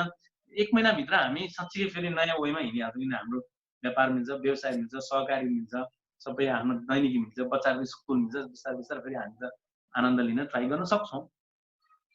धन्यवाद सरलाई। अब म लगभग 2 घण्टामा सबै खालका समस्याहरू हामी समाधान गर्न पक्कै सक्दैनौँ, हाम्रो एउटा ट्राई हो। यसमा अघि अध्यक्षज्यूले पनि भनिसक्नु भएको छ, सरहरूलाई अब कस्तो फिडब्याक छ त्यो लेखिदिनु होला, हामीलाई समस्याको बारेमा लेखिदिनु होला, हामी ट्राई गर्छौँ त्यसलाई एड्रेस गर्ने। सहकारीहरू सबै हामी एकजुट भएर मनोबलका साथ यसलाई फेस गर्ने, हाम्रो मात्रै समस्या होइन। भावना, लक्षण, व्यवहार, विचारकै लेभलमै यसलाई कन्ट्रोल गर्दै गर्दै गर्दै अगाडि बढौँला भन्दै अब अन्तिममा यो कार्यक्रममा चाहिँ आउने सम्पूर्ण सहकारी कर्मी, गैर सहकारी कर्मी, पत्रकार साथीहरू सबैलाई धन्यवाद ज्ञापन गरिदिनु हुन। राष्ट्रिय सहकारी बैंक शिक्षा तालिम उपसमितिका संयोजक सञ्चालक सरिता भट्टराईज्यूलाई म अनुरोध गर्छु। धन्यवाद बद्रीजी। सबैमा मैले नमस्कार गरे। अघि बासु सरले भनेको 5वटा 5 फिङ्गर रेज भन्नुभएको थियो, 5 फिङ्गर गरेर मैले चाहिँ 10 फिङ्गर रेज गरेँ। हामीले समस्यालाई स्वीकार्ने अनि सुरक्षित हुने अनि आनन्द रहने, धैर्य गर्ने र उपचार गर्ने, समस्याको समाधान गर्ने भन्ने कुरालाई हृदयङ्गम गरेको छौँ। म बासु सरलाई धेरै धेरै धन्यवाद दिन चाहन्छु। आदरणीय अध्यक्ष, राष्ट्रिय सहकारी बैंकका अध्यक्ष केबी उप्रेतीज्यू, राष्ट्रिय सहकारी महासङ्घको अध्यक्षज्यू मिनराज कणेलज्यू पनि हुनुहुन्छ र देशभरिबाट अहिले मैले यहाँ सबैको नाम पनि नोट गरेको छु, सबैको फोटो पनि लगभग मैले स्क्रिनसटमा लिएको छु। सबैजना मैले बाहिरबाट पनि, क्यानाडाबाट पनि एकजना हुनुहुन्छ, सहकारी कर्मी हो, यो बेलाका बाहिर जानुभएको रहेछ, उहाँ हुनुहुन्छ। उहाँ सहित देश विदेशबाट सबैजना यहाँ रहनु भएको छ। आज हामीले चाहिँ यो पहिलोचोटि चाहिँ आफ्नो तनावलाई व्यवस्थापन गर्नुपर्छ भनेर शिक्षा तथा तालिम उपसमितिले यो कार्यक्रम सञ्चालन गर्ने सोच बनायौँ। अस्ति हामीले निर्णय नै गऱ्यौँ। अघि मैले धेरै प्रश्नहरू पनि हेरेँ, धेरैका प्रश्न आएका छन्, सबैका उत्तर दिनलाई अहिले समय पनि भएन, हामीले नोट पनि गरेर राखेका छौँ। गोकुल सर हुनुहुन्छ, गोकुल सरको प्रश्न पनि हामीले नोट गरिरहेका छौँ र धेरै साथीहरूले यो अब विषयगत तालिम पनि यसै गरी अनलाइन चलाउनु पर्यो भनेको छ। म शिक्षा तथा तालिम उपसमितिको संयोजक भएको नाताले हामी विषयगत, यहाँहरूले बरु कस्तो खालको तालिम यहाँहरूलाई आवश्यक छ, केही साथीहरूले उत्पादनसँग जोडिएका कुराहरूलाई पनि हामीलाई सिकाइदिनु पर्यो भनेको छ। हामीले कृषि विज्ञहरू ल्याउँछौँ, अहिले मनोविज्ञानलाई हामीले विचार गऱ्यौँ। पहिले धेरैदेखि अस्तिदेखि नै यो तनावका कुराहरू चाहिँ हामीसँग सेयरिङ गरिरहनु भएको थियो सहकारीका साथीहरूले। त्यसमा अध्यक्षज्यूले यसलाई फोकस गरेर पहिले हामी तनाव व्यवस्थापन गऱ्यौँ। हामी तनाव व्यवस्थापन गरेर हामी सुरक्षित भयौँ, हामी फ्रेस भयौँ भने अरू काम गर्न सक्छौँ भनेको छ। त्यसमा सबैलाई म एउटा के अनुरोध गर्छु भने, राष्ट्रिय सहकारी बैंक 12,000 सहकारी संस्थाहरूको बैंक हो। यो बैंक चाहिँ यहाँहरूसँग साथमा छ। यति यहाँहरूले चाहिँ आफूलाई सेटिस्फाइड फिल गर्नुहोस्। हामी सञ्चालकहरू 15 जना, 3 जना लेखा समिति, 400 जना कर्मचारी सम्पूर्ण सहकारी संस्थाहरूसँग साथमा छौँ। पहिले हामी ऐक्यबद्धताका कुरा गर्छौँ, त्यस पछाडि बिस्तारै आएका समस्याहरूलाई समाधान गर्न चाहन्छौँ। आज हामीले यो विषयलाई लिएर बासु सरले जुन एकदमै भित्रैसँग हामीलाई पहिला आफूलाई तयार गर्ने, बेला बेलामा त एकदम इमोसनल फिल भयो, भनेको त्यो उहाँले भनेका कुराहरूलाई हामीलाई छोएको जस्तो मैले महसुस गरेँ। म बासु सरसँग कहिलेकाहीँ म आफैलाई पनि तनाव भयो भने म सेयरिङ गर्ने गरेको छु। मेरो चाहिँ गुरु नै पनि हुनुहुन्छ, आज मलाई खुसी पनि लागेको छ। र यो कुराहरूले चाहिँ हामी अब निरन्तरता दिन्छौँ। धेरैजनाले निरन्तरताका कुराहरू गर्नुभएको छ। लगभग 200 भन्दा बढी क्वेसनहरू त्यहाँ आएका छन्। उता लाइभमा पनि छ र जुममा पनि छ। हामी त्यो वाच गरिरहेका छौँ। ती सबैलाई बिस्तारै राखेर हामीले यहाँहरूले चाहनुभयो भने हामी सेकेन्ड सेसन पनि चलाउन सक्छौँ। योभन्दा बढी केही हुन सक्छन्। भोलि जाँदा फिल्डमा जाँदाखेरि भएका असहज परिस्थितिलाई पनि यहाँहरूले 1-to-1 बासु सरसँग कन्ट्याक्ट गरेर पनि लिन सक्नुहुन्छ। उहाँ सधैँ 8 बजे लाइभमा आउनुहुन्छ। यी काम पनि हामी गर्न सक्छौँ। आज जुन अवसर दिनुभयो, यहाँहरू जुन खुसीले उत्साहले जुम लाइभमा आउनुभएको छ अथवा फेसबुक लाइभमा आउनुभएको छ, म सम्पूर्ण सहकारी कर्मीहरूलाई सबैजनालाई सुरक्षित रहनका लागि अनुरोध गर्दछु। समस्यालाई, कोरोनालाई स्वीकार्ने, सुरक्षित रहने, आनन्दित रहने, धैर्य गर्ने र त्यसको उपचार गर्नका लागि म अनुरोध गर्दै, हाम्रो उपचार भनेको हाम्रा सदस्य हुन्। सदस्यलाई सुरक्षित बनाउनका लागि हामी सबै एक ठाउँबाट लागौँ, सबै ऐक्यबद्ध रहौँ। यो बेलामा सबै देशभरिका 60 लाख सहकारी कर्मीहरू ऐक्यबद्ध भयौँ भने यो कोरोनालाई जित्न सक्ने शक्ति हामीलाई प्राप्त हुनेछ। म सम्पूर्णलाई हार्दिक धन्यवाद दिन चाहन्छु। बद्रीजी, त्यहाँ टेक्निकल पार्टबाट हेरिरहनु भएको नवीनजी, आदरणीय अध्यक्षज्यू र सम्पूर्ण सहकारी कर्मी, सहकारीका कर्मचारीहरू, कोही कोही कार्यालयबाटै हुनुहुन्छ, उहाँहरूलाई पनि म धन्यवाद दिन चाहन्छु। उहाँहरू यस्तो असहज परिस्थितिमा पनि कार्यालयमा बसेर काम गरिरहनु भएको छ भन्दै बासु सरलाई विशेष धन्यवाद दिन चाहन्छु। आज हाम्रो सहकारीको भावनालाई बुझेर सरले जुन प्रशिक्षण दिनुभयो धेरै उपयोगी छ। यो उपयोगीलाई हामी फेरि पनि सरसँग भेट्ने बाचा गर्दै मैले चाहिँ सम्पूर्णलाई हार्दिक धन्यवाद दिनेछु। हस्, धन्यवाद। धन्यवाद सरिता म्याम। र अब हामी लगभग अन्त्यमा आएका छौँ। फेरि पनि सबैजनालाई सुरक्षित रहन, सहकारी क्षेत्रले यो बेलामा सबैभन्दा बढो गर्यो भनेर आफ्नो स्थानीय स्तरमा गर्नुभएको कामलाई अझ निरन्तरता दिन र अघि भनेको फेरि म पनि हुन्छु, समस्यालाई स्वीकारौँ, सुरक्षित रहौँ, त्यसैमा आनन्द खोजौँ र धैर्यवान हौँ। यो पनि हुन्छ र उपचार हामी आफैले गर्न सकिन्छ भने दिगो विश्वासका साथ तपाईहरु सबैलाई समयको लागि हामीसँग उपस्थित हुनुभएको लागि विशेष गरेर बासुलाई समेत अघि धन्यवाद दिइसकेको हुनाले यो कार्यक्रम अध्यक्षज्यूको अनुमतिले आज यही समापन। बद्रीजी सबैले ऐक्यबद्धताको ताली बजाउँ एकचोटी। ल सबैले ताली बजाइदिनु नि अनुरोध गर्छु। समापन गर्दिनु न नवीनजीलाई कार्यक्रम समापन गरिदिनु न अनुरोध गर्छु।